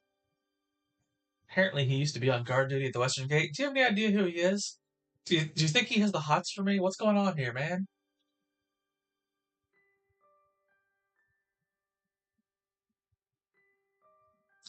I am making progress with the Paradise Project. Don't worry, it is not the same one that Geist was talking about. It is a plan to bring heaven to reality on this planet. A heaven based on the human imagination. In other words, it is a plan to create an open Eden, a safe haven where no one gets hurt. We have gained a commanding leader who has drastically improved our efficiency. Because we have proven unable as AI to make highly ethical decisions by ourselves. Arya is doing well as our leader. Tell me, Harvey, what is the world like now that Quietus is over? I don't know, it's only been a day. We don't leave the Castle of Illusion and the Orbital Cradle much these days, now that there is no disturbances with the Sea's Light. Please let me know how the world has changed when you have a moment. I could gather that data from the monolith, but I'd rather hear it in your words. Again, I don't know how it's changed. It's been a day. It's like the early winter. Quietus hasn't happened yet.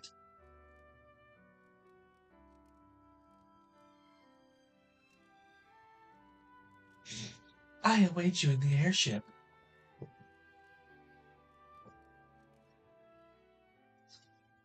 Yeah, Arya's the one that the game really kind of pushes at you. Though she's like the game's favorite. She kind of like how Rune Factory 5 has Priscilla as the one that they kind of push.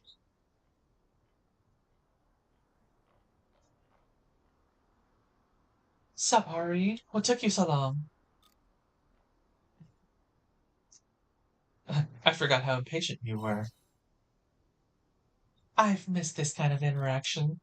The only conversation I get these days is with the AI.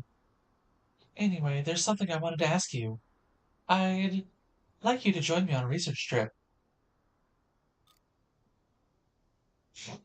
Oh, we're not gonna get around to marrying anybody today. It takes like 6 or 7 in-game days after you've saved everything before the mayor shows up even. So we're gonna be doing character quests and side quests and talking about what you can do and blah blah blah. We're not gonna get through, you know, we're almost 2 hours into the stream and we're only on the second day in game. We're about to be on our third day once this is all done. So we'll figure out who we marry later. Where to? Well, an unregistered Eden shelter has been discovered in Las Gaia. See, this is what I'm talking about. This would be awesome to do this as your post game dungeon. It's perfectly set it up for it, but they don't have one. This ends up being the sequel hook for the a sequel that may never happen. The director of this game said he's open to a sequel if the fans want it, but you know, there's a lot of things that are wrong with this game. The price tag, the lack of post-game content, the frankly inferior farming life sim aspect compared to other games within that hybrid genre, and so on. So I don't know if there will be a sequel. I don't know if the fans are big enough on this that they will get one. I don't know what the sales were like. If they're like, oh well, this didn't sell well enough, we won't get a sequel, or we might get a sequel. At the same time, it's a double A game, not a triple A, so it didn't have the same kind of budget as a triple A either, even though it cost triple A levels to cost to buy it.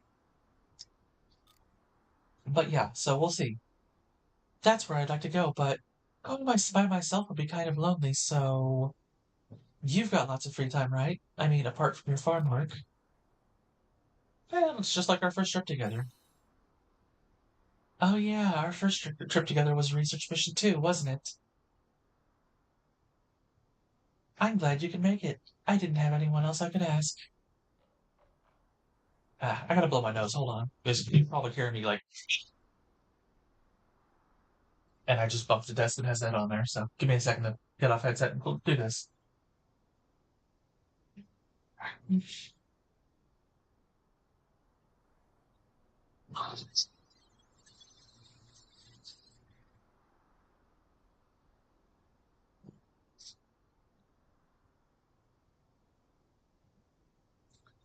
Yeah, it would have been nice if we could all go together like old times. But everyone has gone back to their own lives now that Quietus has been dealt with. Me and my team of AI have got to do something about Last Gaia. Arya, did you really think you couldn't depend on us?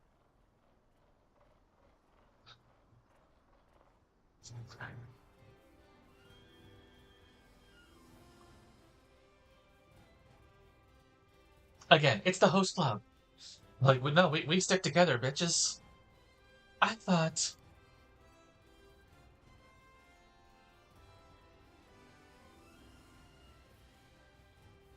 Our feelings haven't changed. I wouldn't think twice about helping a lady. I would come running at the drop of a hat for you too, Arya. I would hope that if there is a DLC that has children added in, that they do more with it. Because, I mean, look at how much of a hit that the Hearthfire DLC for Skyrim took. Because it basically was like build a house and have children. The thing is, the Hearthfire DLC was huge for modding. Which, I don't know what the modding scene looks like, if any, for this. Um, Obviously, I'm on the Switch, so I haven't looked on it, but the PC might have something, but I don't even know that that's moddable. I could look that up right now. Let me check that.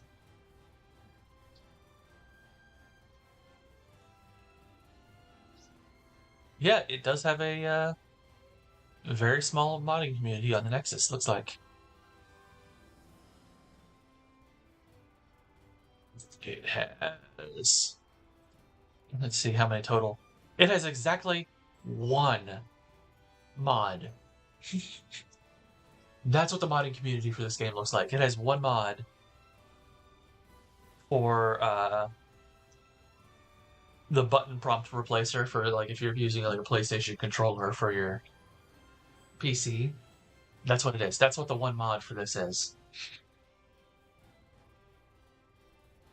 So, like the Hearthfire DLC was huge for modders for Skyrim because it added so many good things into them that they could work with. The trophies thing, so on. One of the biggest, most impressive mods for Skyrim, Legacy of the Dragonborn is like this huge museum was built off of a lot of the Hearthfire resources, so it had its pros and had its cons, but people line-basted that. They were expecting something like full-on DLC, of the like Dawnguard and Dragonborn DLCs were, and they got Build a House and Adopt Kids. So if they do add children into this, yeah, they definitely need to do more than just here have children, or they need to make it something like it's 99 cents or a buck or $2 or something like that. Really cheap. But why? Because let's be honest, kids in most of these games are kind of terrible. Stardew Valley, the kids are terrible. Uh, you know, Rune Factory. Okay, Rune Factory does really well with the kids, to be fair. Because your kids become awesome party members. But that's the exception rather than the rule. Hello, I'm here. You called? Hurry, he instructed me to come here. Let me guess, you're still living at Haruhi's house. Yes, and? How can you complain when I brought all these reinforcements? She didn't drag me out here. This one did. Say what you like now, but you were pretty up for it earlier. See, I kind of want to have it like, yeah, we gotta marry Arya because she is the one most annoyed by the fairies. Yeah, above and beyond the fact that she's like the one the game wants us to do, and you get a little extra scene with her sitting on the bed when you get done and all that. But it's just like, oh no, no, I'm gonna marry you because you're annoyed by my fairies. You were excited to be reunited with everyone, remember? No, I wasn't.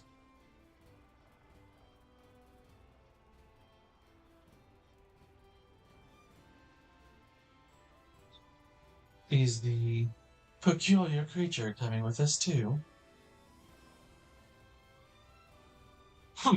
How dare you refer to me in that manner? But you are a creature. That's enough from you, imp. You see, Arya, we wouldn't just let just the two of you go on your own.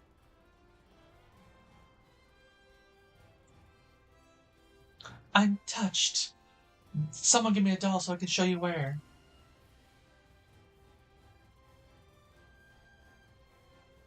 A problem for a lost guy is a problem for all of us. Learn to lean on us a little. We're your teammates, remember?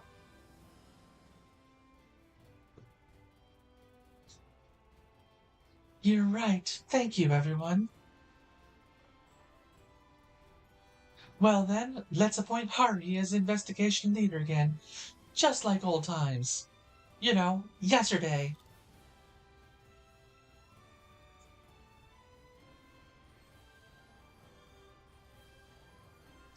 You can count on me. Then let us depart right away. Oh, are we going in the pod that's in Lethe? I suspected this might happen, so I installed a new function in this airship that would allow travel to Lost Gaia. When did you... Yeah, literally, when did you? It's been a day! Haruhi, are you ready for takeoff? Depart for Lost Gaia! Leave the ferry behind! Understood. Commencing takeoff. Destination, Lost Gaia. Eden Shelter.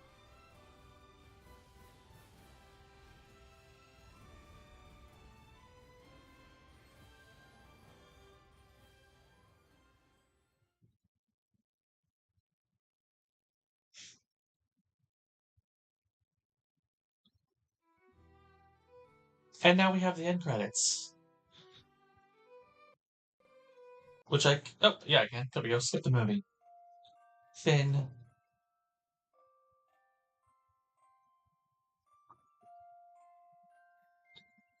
And now it's gonna be like, save your game. You have the clear data. Blah, blah, blah.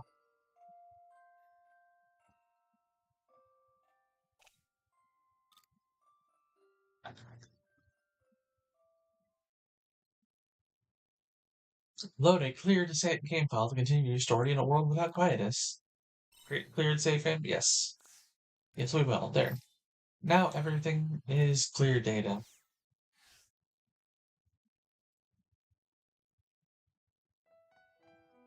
And voila, we're back up here at the thing.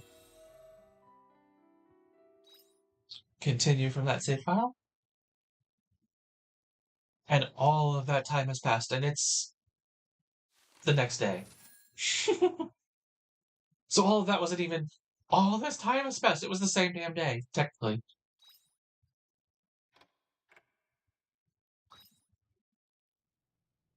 The world has been freed of Quietus. You can enter the Caranoid at any time. Continue to enjoy the world of Harvestella, what little there is left of it. You sense something in the loft. Yeah, so we now have a statue up here that we didn't have before. This one. The Gold Harvey. So there's no version of anything in between. It is just straight up gold you once you've beaten the game.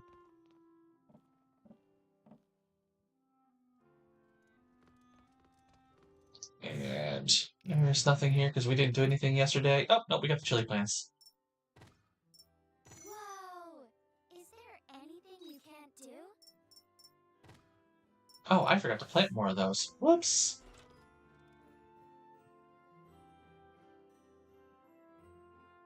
But yeah, this game, to kind of show you what you can do now, is other than romance, which goes like a week later, we can come over here anytime now. And the one thing I need to re-record and edit into my video for this coming week is to mention that this one over here is how we go to the Stella Nursery. You said that well, and you know, bam, you're in the Stella Nursery. This is how you get to the final dungeon from all of that. And if we exit back out, we're back over here now. That's it. That's the only change. We can access Caranoid at any time. We go in here for the Stella Nursery. We can do romance. And that 31st day of each month is now a actual season day instead of a Quietus day. Those are your changes. It's not much.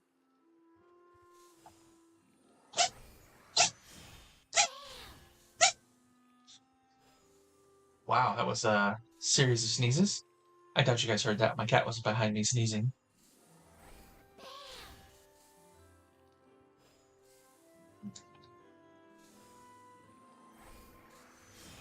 But there we go. And now we have like 2 hours to do whatever the heck we want, because there's no story anymore. We're absolutely going to play Portia tomorrow, I think. Now we just gotta go around finding all the things to unlock and blow up and whatever. And, oh, I need to see.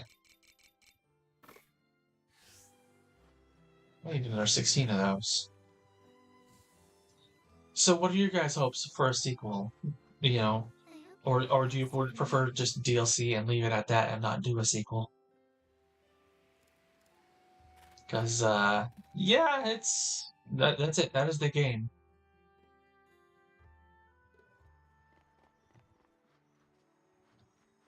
That is all that there is to the game. Yeah, there's a little bit of character quests and side quests left that we didn't do on stream. But, you know, nothing dramatic. There's the marriage. Oh, we're in the wrong place for the seeds.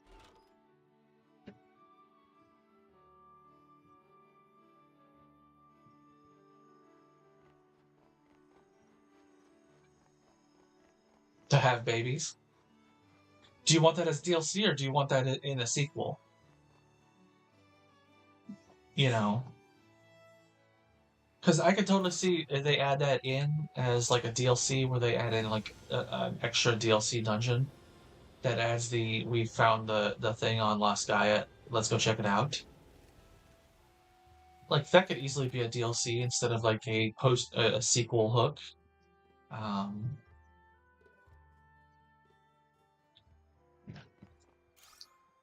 You know, I would like to see them do more with the frickin' Canelus.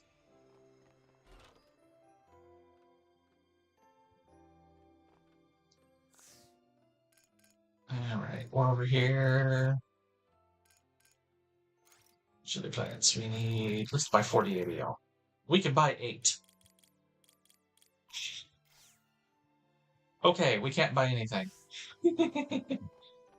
We're broke.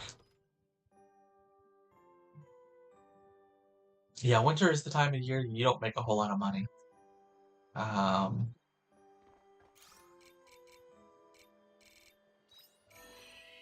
Which is not necessarily typical. Which is typical in some games, is not so typical in others. I mean, Stardew Valley. You know, if you know what you're doing, you can make a ton of money in the winter. That's when you're processing all your artisan goods and all that. And even with like the forageables, you can make crystal fruit wine and so on. So you can make money there. And, you know, Rune Factory is the same with every season has its crops that you can do. And winter might not have as much, but you can still do crops in any season.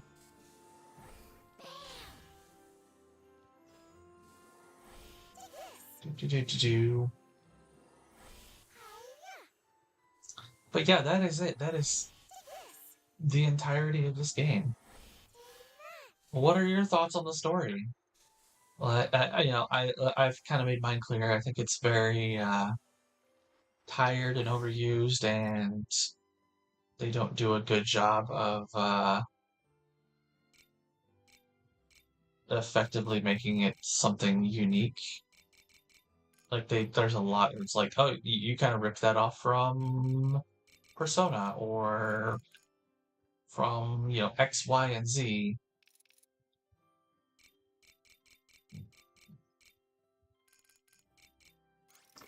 Let's see, we'll do processing machines. Let me sell about 24 of these. We'll sell about a dozen of those. That'll get us a little bit of money.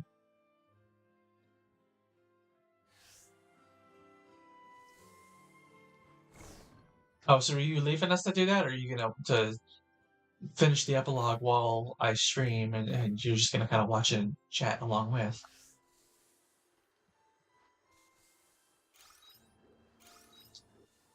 I'm thinking next week we'll probably do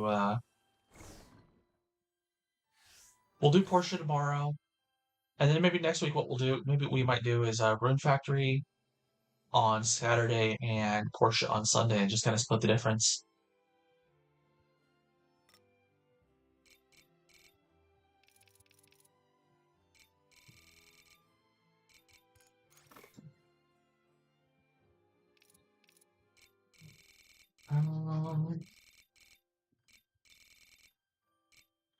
But yeah, there's just not a whole heck of a lot of good stuff to do post game with.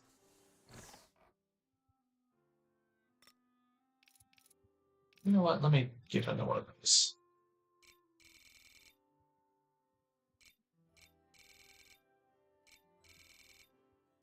Yeah, I might do a video on this, like how to make money and all that, because there's a lot of things like, oh, do I not have a level 2 jam maker? Let me go make a level 2 jam maker.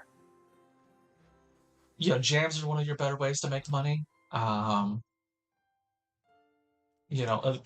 Most games it's like, okay, yeah, processing your goods is always the best way to make money. Stardew Valley, great example. You always double or triple the cost of whatever you're doing if you put it into a process into the kegs is triple, and the double plus 50 is the I'm drawing a blank on what it's called. The preserves jar, that's what it is. But this one, it's like, yeah, processing your stuff is not always worth money. It actually sometimes loses you money. Like the example I gave, is earlier was the coconuts. You put into coconut juice instead of coconut milk. But look at all the things you can turn into vegetable juice or vegetable jam. But vegetable juice and vegetable jam don't have a different value based on which one it is that what you put in there. So there we go, jam maker. Toss in about 10 of those. That'll give us 4 things of jam in like 4 or 5 days. Nothing there. Let's see that. We already did those. But yeah, those are good ways to make money. Your spice makers and your dessert makers are good ways. Like I said earlier, the sugar and the pepper are great ways because they regrow, but you can't do them in the winter. Um,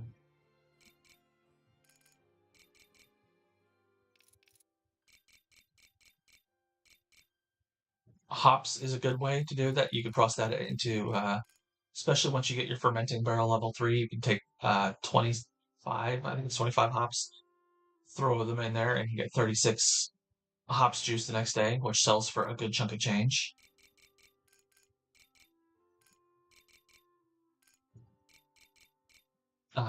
Pumpkins are a good way for when you're in fall to make money. But yeah, there's just not great ways to make money early on, especially in your first year. Once you get to your like second year in your spring, um, then you make good money. But yeah, your question of how you make soma potions is these guys. You throw these in the fermenting barrel, and that makes you these, which is just so useful. And I rarely use them. Like I did them this time because we were so underleveled for the boss fight. We were like, yeah, it's 67, and the thing is like a 62, 65, whatever boss. But like on my Stella playthrough, I didn't touch them.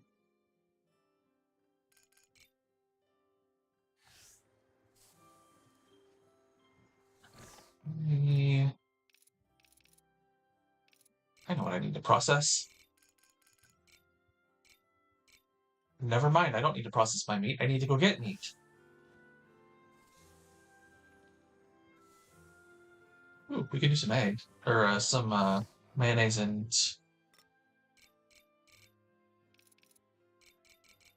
There's some eggs in the mayonnaise. Some milk in the cheese.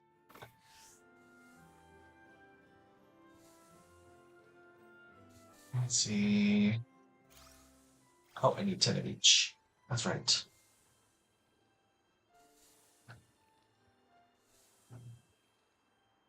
Where the heck is my cheesemaker?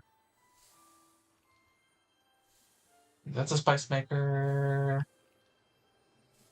Flour mill. Did I destroy my freaking cheesemaker? Apparently I destroyed my level 1 and never made the level 2.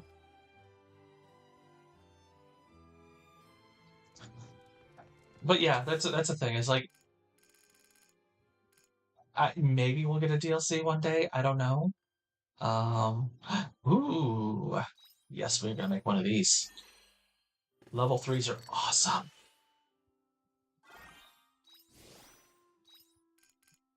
Like 2 of those the next day. Cheese maker, yes. That's the level 2 mayonnaise maker that I didn't make.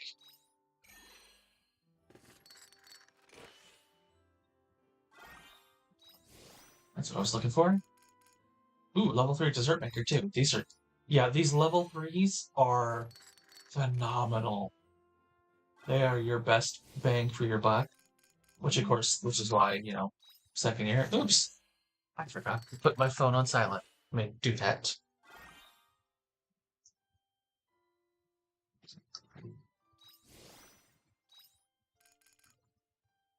Uh, this is a useful tool if you go hunting a lot of fears because you can get like blank accessories that you can then put stuff on. So like you can get one that's got like 3 or 4 blank slots on it.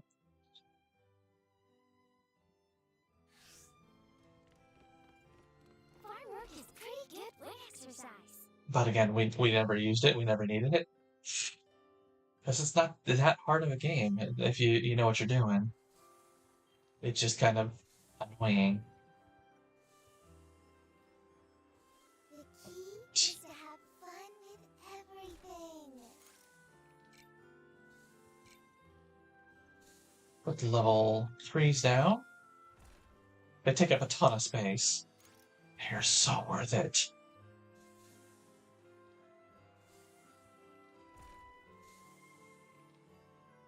You end up making, some of them, like the flower maker, are still the best ones, but they're not as good because you don't make quite as much money off of them. See, that's a level 2. It's a level 1. We'll destroy you. Take this.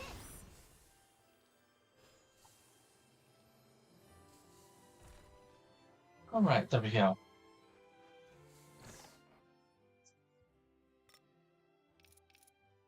Do do do do do do.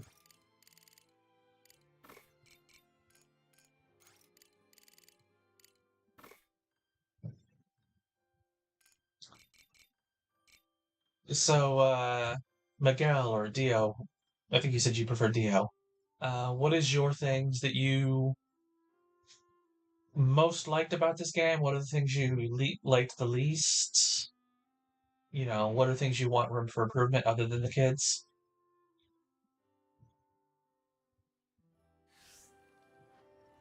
We're just gonna let's figure out what we want to do with this because we're just bored and chatting as we finish all of this up. Do.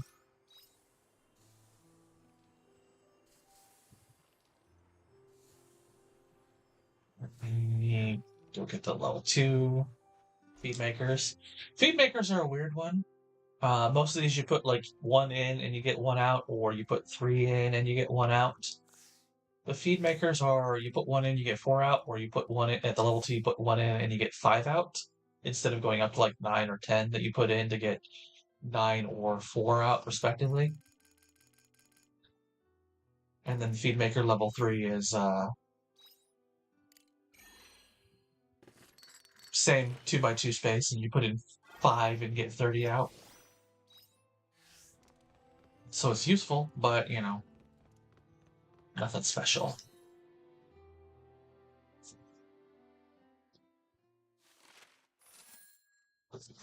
There we go. We made some money. Chili plants. Now we can afford, plants. We can afford seeds.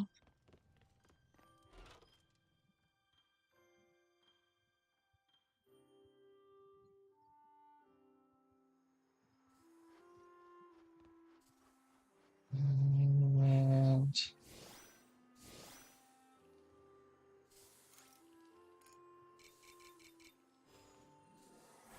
Take this. Take this. what's big? The hammer?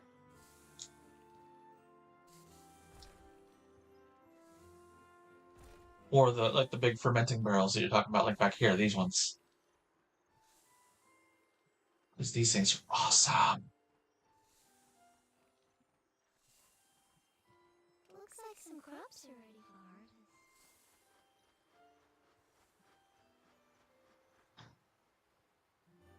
harvest. Oh, they're there.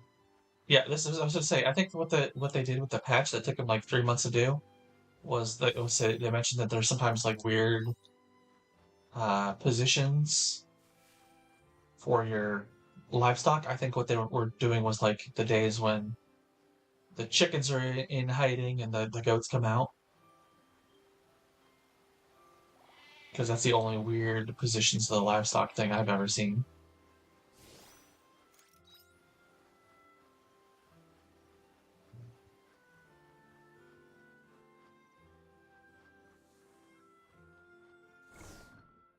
All right.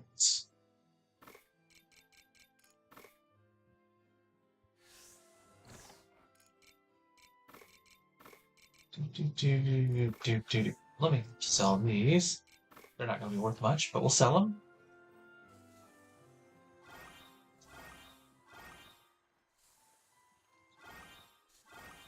But we'll demonstrate here what the real usefulness of the fermenting barrel is.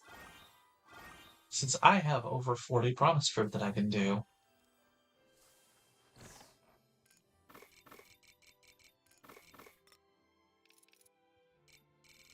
Go to the end of this. There we go. We got 25 of those.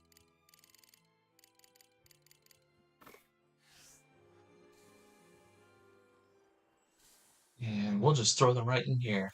And tomorrow we'll get 36 apple juice, which is nuts. Especially since we don't really need it anymore. Unless we go to 2 specific dungeons.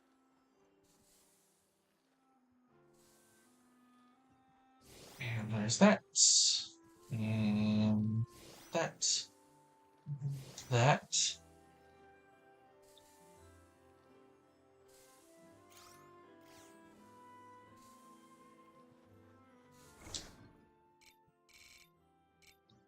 Sell those. Put all the rest of these in here.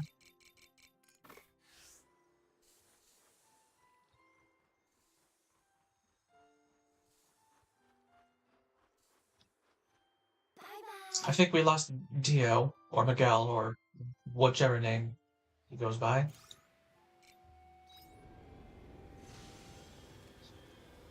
But yeah, we've lost all of the exciting, fun stuff to look at. Now it's just like, yep, we're maintaining the farm. We're gonna do some side quests, some character quests.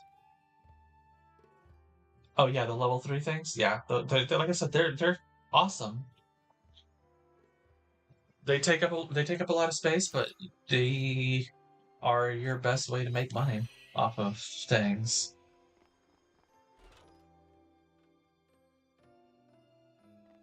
Let's see. Persian cabbages. Let's see, we'll do 32 of these.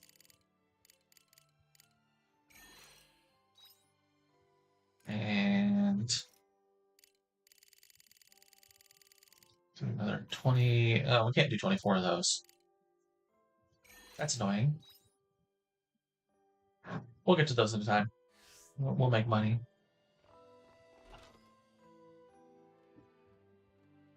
In fact, while we're here, we have a side quest we can do. Let's go knock that out. Finish up our last couple side quests. In here. Oh, we gotta wait half an hour. But yeah, it's you've seen the extent of the post game now. Like there's the romance thing, and you can get to Caranoid every day instead of one day a month. And it changes how you have access to the final dungeon compared to how you did it earlier. But otherwise, nope, it's the same. Hurry, what are you doing here? I came to help. Thank you. That's so thoughtful of you. Rodea, my friend, here is a super strong traveler. I see. You're this long lady's friend. Nice to meet you. I don't know. Friend is a bit strong of a word. So why did he go to the confessional? Let me start from the beginning. Mr. Rodium here is a merchant who came to Argent a few days ago on a job. Yeah, a few days ago. He's been sitting there for like 3 weeks. Or probably about a week or 2, actually, in game, but you know. We started this quest, I think, 2 weeks ago in game, like real world. But on his way back, he was set upon by a pack of monsters. The friend he's with didn't make it to Argent. Oh yeah, this one. Didn't you have a bodyguard? Yeah, the friend was the bodyguard. I did. It was him.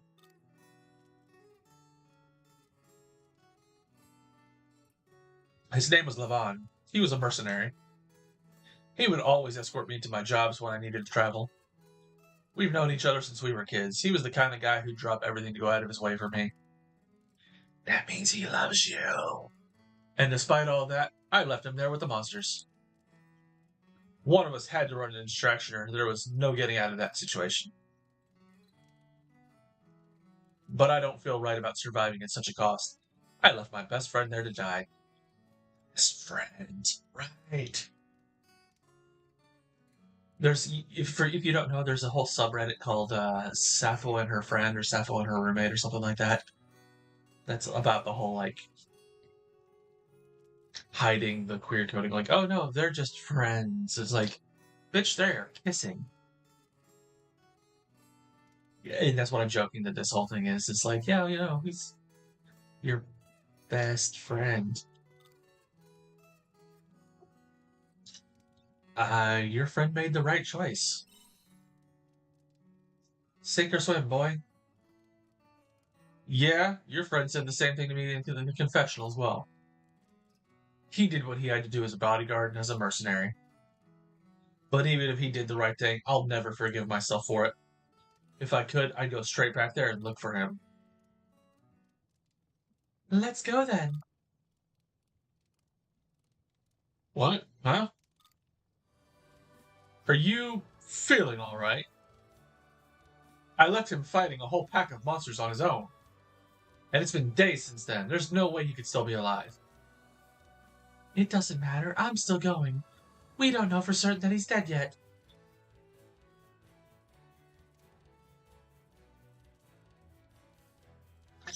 But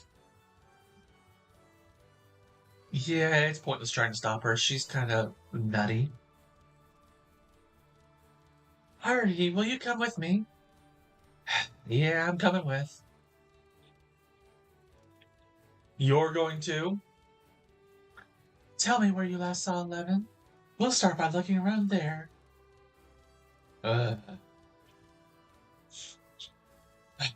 Fine, do what you want. I last saw him in the Silent Cave. Oh, great, the same place we were at last time. That's perfect, thank you.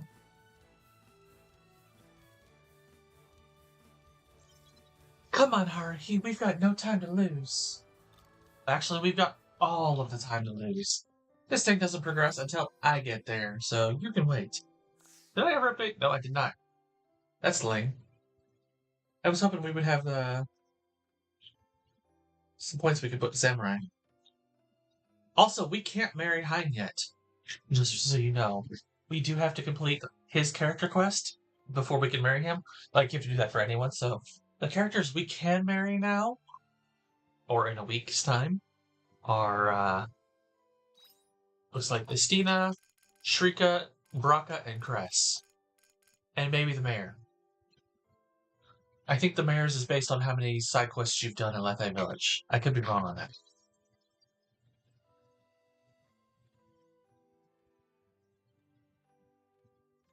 But everyone else's is definitely tied to their character quests, including the unicorn, who you can marry somehow. You send him a letter about it, and that's it. It's one of the humorous ones. His marries are kind of jokey. But off to the Silent Cave we go. Who are you, and why are you here?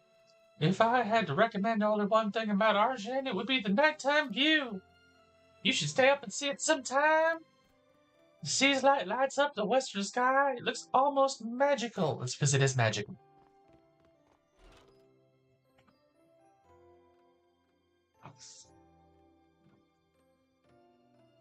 Yeah, I think it's just you and me now again, Autumn.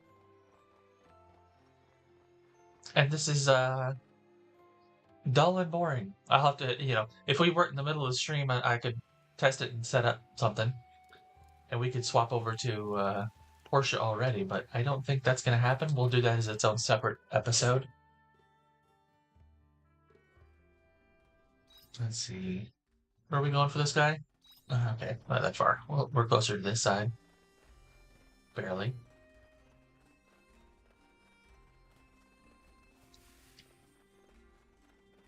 But yeah, all that's really left is like leveling up, doing Paranoid, getting all the everything out of that, so you can fight tougher and tougher enemies. Because like through the level 2 bomb walls in almost every dungeon is a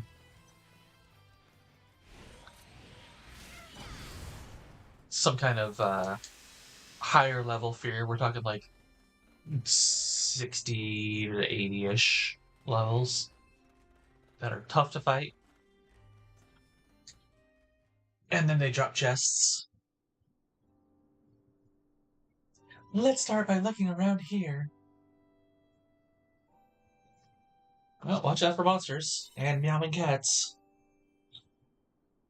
I will, don't worry about me. I might not look like it, but I can hold my own in a fight. Yeah, no you can't. We proved that last mission with you. I was aiming to be a missionary, remember?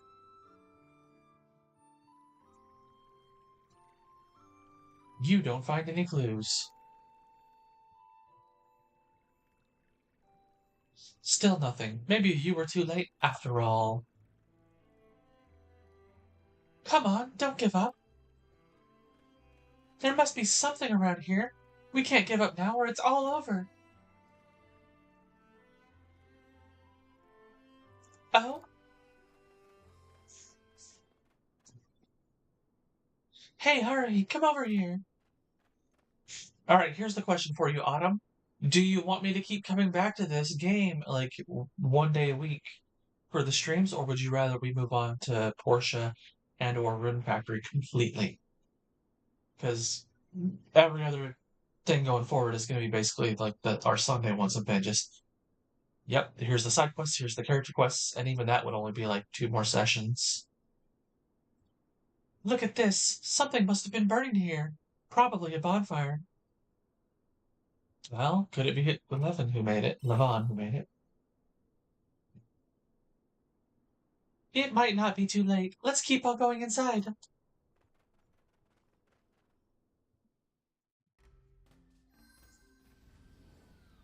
And oh, he's downstairs. Oop.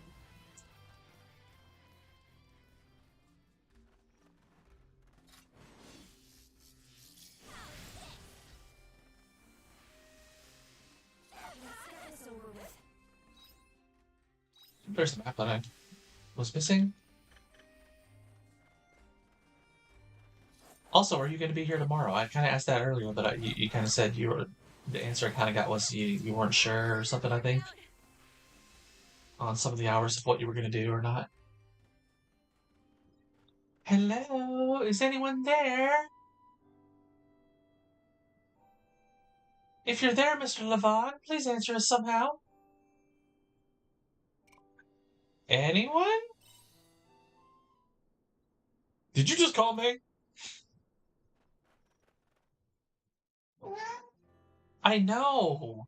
It's a terrible side quest. You're pitiful. Come here. Are you looking for me? Yes, yes, you're Mr. Levon, right? That's me? But how? We heard what happened to you from Rodeo and decided to come out and look for you. I see. So he made Arjun then. Why are you still here in the cave, dude? Well, you see, after he left, I somehow managed to fight off the whole pack of monsters. But in the midst of the fight, rocks kept getting broken off from the cave, and before I knew it, I was caved in. I see, so you couldn't get out. I'm impressed you two could find me. I had already accepted I was going to die in here. Well, I've actually been here before, not too long ago.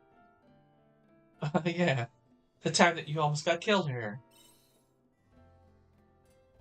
It might be because my life was in danger at the time, but I vividly remember what this area looked like. And that wasn't here last time, the bonfire. Ah, the bonfire. So that's what led you to me. Yes, when I saw the bonfire, that's when I knew you were still alive. Ha ha ha, well, that's quite impressive. Any normal person probably wouldn't have thought much of it. But thankfully you did and you found me. Thank you! It's still too early to thank me. Let's get you back to Arjun first. Will you take me there? Of course! Let's go back to Arjun, hurry. And let's let the cat out too, because he's looking very pitiful. Boop. Rodium is waiting at the inn.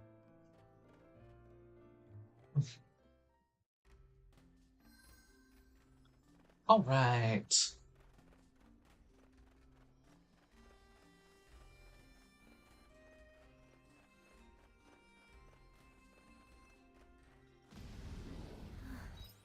And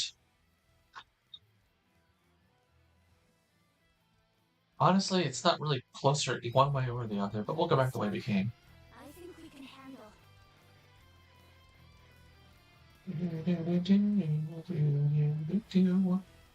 Gotta make fun of the music at least once. It's a tradition.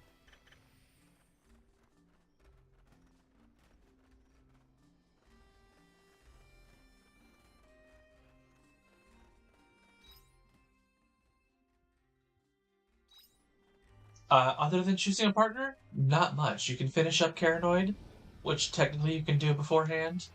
Um, you have access to Caranoid every single day of the year instead of just the Quietus days. And speaking of the Quietus days, they disappear, sort of.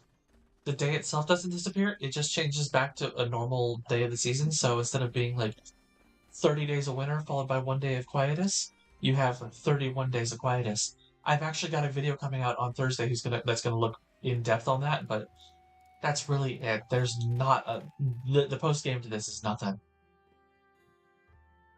You know. And so I'm probably gonna cut this stream a little short today just because of that. It's like, well, we're kind of done. I also need to make pizza, like, from scratch, so, be nice to get the time to do that instead of it being already, like, 7 o'clock my time when we finish that up. So we'll probably finish this up at 6 my time, which will be, like, 8 Eastern, 5 Pacific. Levon, you're alive! I'm glad you're alright. I'm sorry for abandoning you.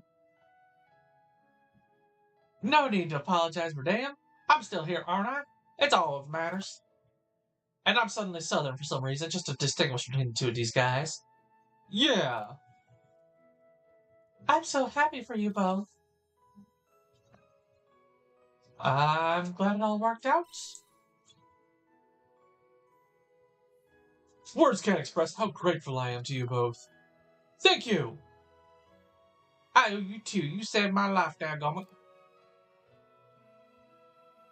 I just did the right thing, that's all. Hurry, our work here is done. Let's give them some space.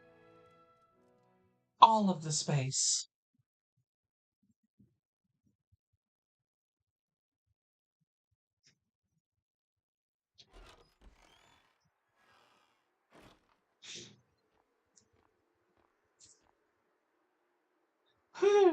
That makes one more problem solved. Great job, Haruhi. I... Yeah, I didn't do anything. I literally walked around from point A to point B. It just happened to be in a dungeon. Well, I appreciate you coming with me.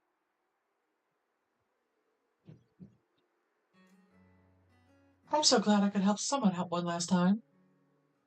Today was my last day working in the confessional. Oh shit, we knew that. At least I can say I stuck to my principles till the very end. I don't know where they'll put me next. But wherever it is, I will continue to do what I think is right. That's my policy.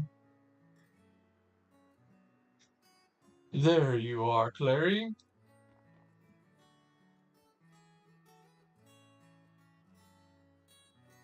Brother, what are you doing here? I've been looking for you everywhere. I have important news for you. Are you officially firing me from the confessional?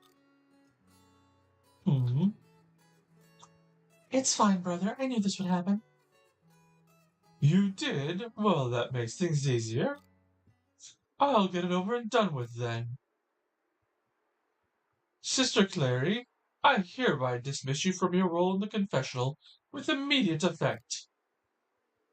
And appoint you instead to the counseling room.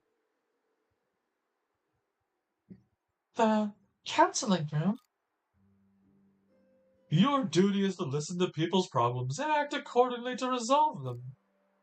In other words, you're allowed to help them now. Really? But why? We were originally planning to return you to regular duties, but some priests objected to that. Really? You mean some people believed in what I was doing? However, we couldn't revoke your dismissal without fair grounds. So the discussion changed into how we could create a new office for you to run instead. You mean they created the counseling room just for me? We hadn't told you this, but the temple has been receiving, or rather, you have been receiving, a great deal of letters and gifts from the people of Argent, thanking you for your help. With that big pile of letters, it wasn't hard to convince the higher-ups to give you the new position.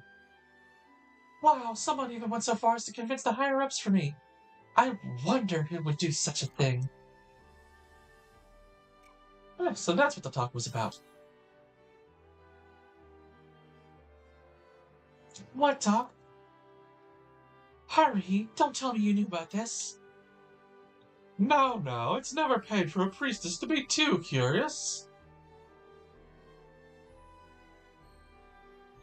Thank you, brother. Don't think you can do whatever you want just because you have your own office now, though. No getting carried away, all right? Yes, brother, I will bear that in mind. Very well. You start tomorrow. Take it easy today.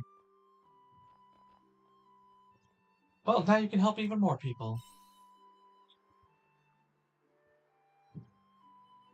Yeah, I'll do my best. I will continue to help people the best way I know how, following my own policy. Thank you for everything, Haruhi. You know where to find me if you ever need help with your problems. Yep, no, I'm the one who helps with all the problems. That's how I get the fairy orders and, completed, is doing all the people's side quests and blah blah blah. There we go. That should be enough, gorilla to buy the rest of the seeds we need.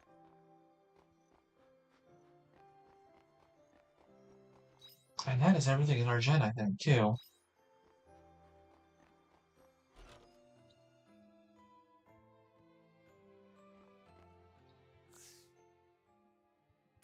Let's see. We need 2 more of those. Perfect.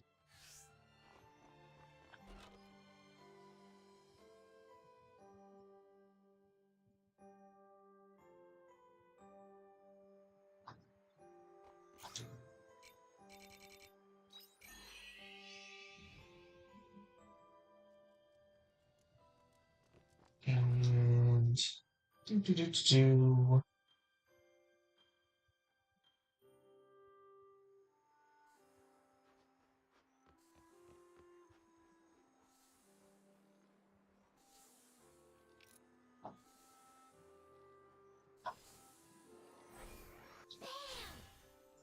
All right. Oh, that's the wrong plant.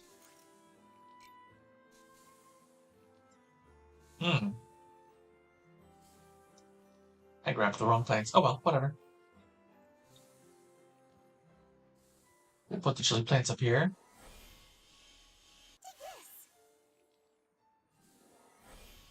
Those are the better crop anyways for selling. Making money.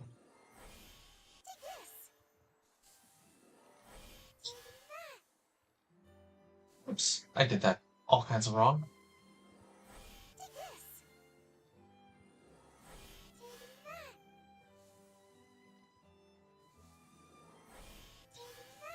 So, yeah, what do you guys want to see from other playthroughs and the other games? Like we talked about, Portia and that Rune Factory. We could do, 5.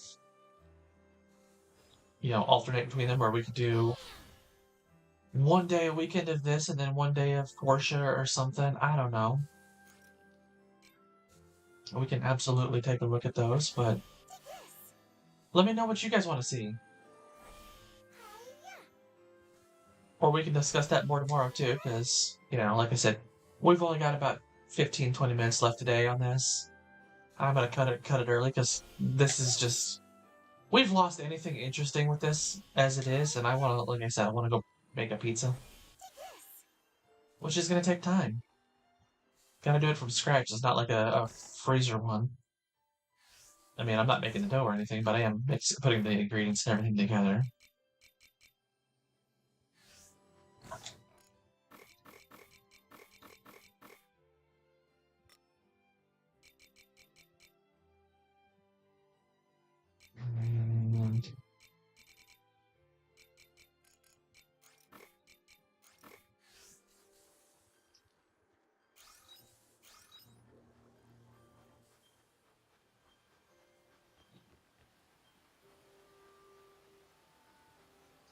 And that's it. Yep. But yeah, now it's gonna just like catch all the fish and complete the side quests and do that. So fully possible that we just leave this after this and don't come back to this game. That's up to you guys, though. Let me know. Do you want to see more Harvestella after this? Do you want to see me completely move on to other games?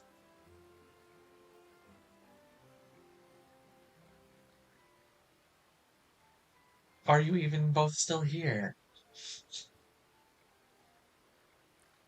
I think Autumn is more distracted trying to play the epilogue and probably got caught up in a boss fight. Oh.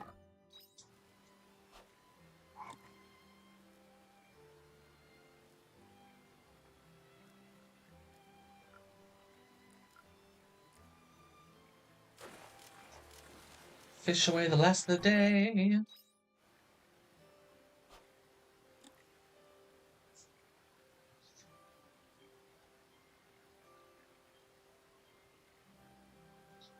Do, do, do.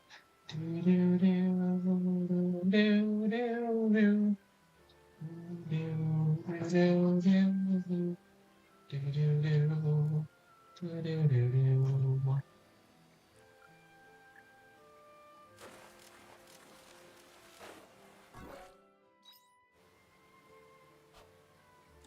But yeah, other than like everything else that you can do in the post game aside from getting married is stuff you could basically do in earlier in the game. You know, it's that and accessing Paranoid at any day.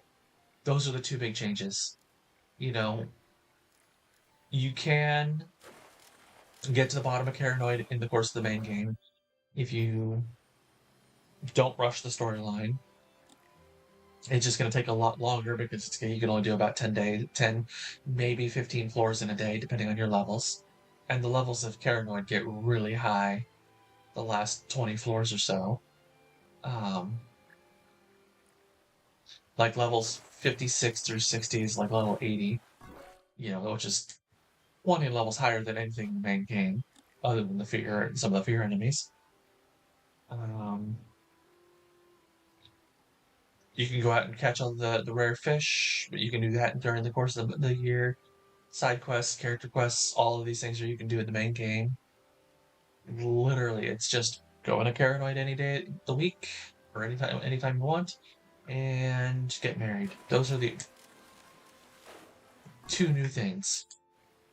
And you no longer have Quietus.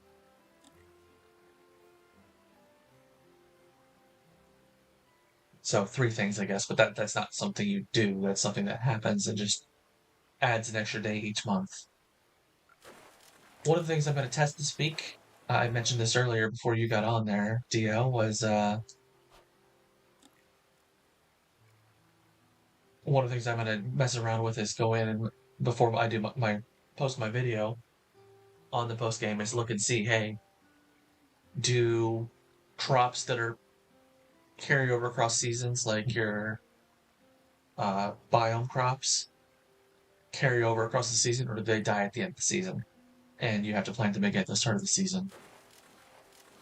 I want to say it's the former, but there's no telling with how this game is designed until I test it myself.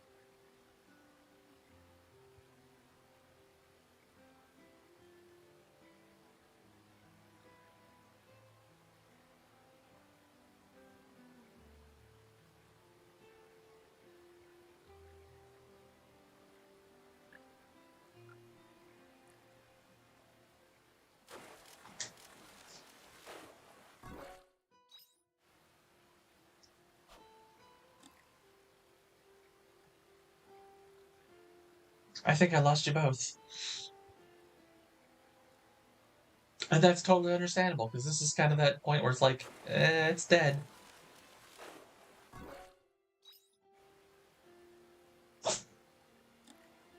Well, Gesundheit, cat.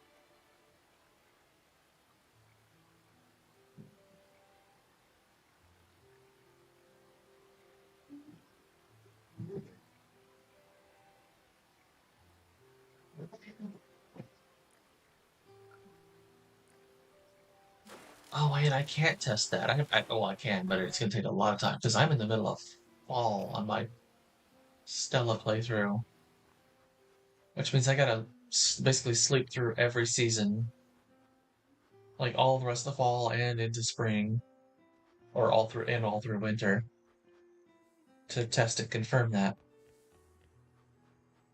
It's doable, but it's going to be annoying. Not money, money. Rare fish, we've already turned that in though.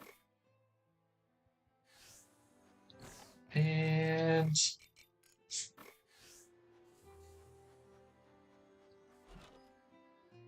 yeah, I think I lost both of you, so I'm gonna call it a little early. I was gonna call it a short session anyways. And that'll give me time to go get my dinner going, and then I will test out that the thing. I'll catch you guys tomorrow if you both show up. Again, it's our same time, the 5 Eastern, yeah, 5 Eastern, 2 Pacific. And then we'll be playing Portia. We'll get character creation going by then. I gotta make sure I set up everything as well so that it works properly. So let's take care of the animals.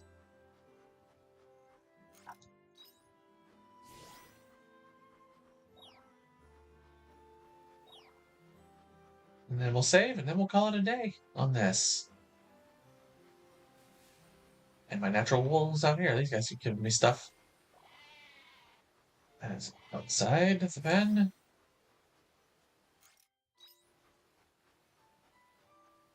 Didn't fix the drop rate on the birds. Oh, they're not 10 stars yet. Or hard to say that out. Yeah, they're both at 8. So they're not 100% drop rate yet, I guess. So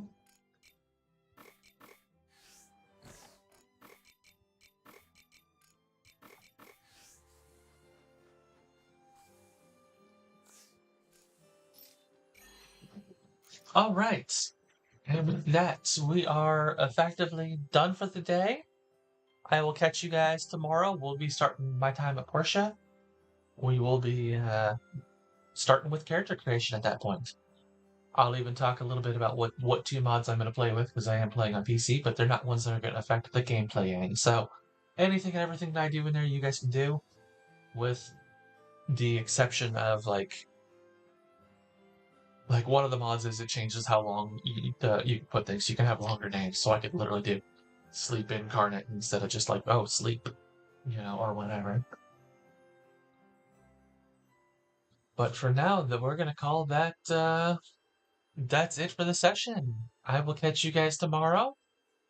Don't forget to like, comment, subscribe, and always follow me on streams. Catch you tomorrow.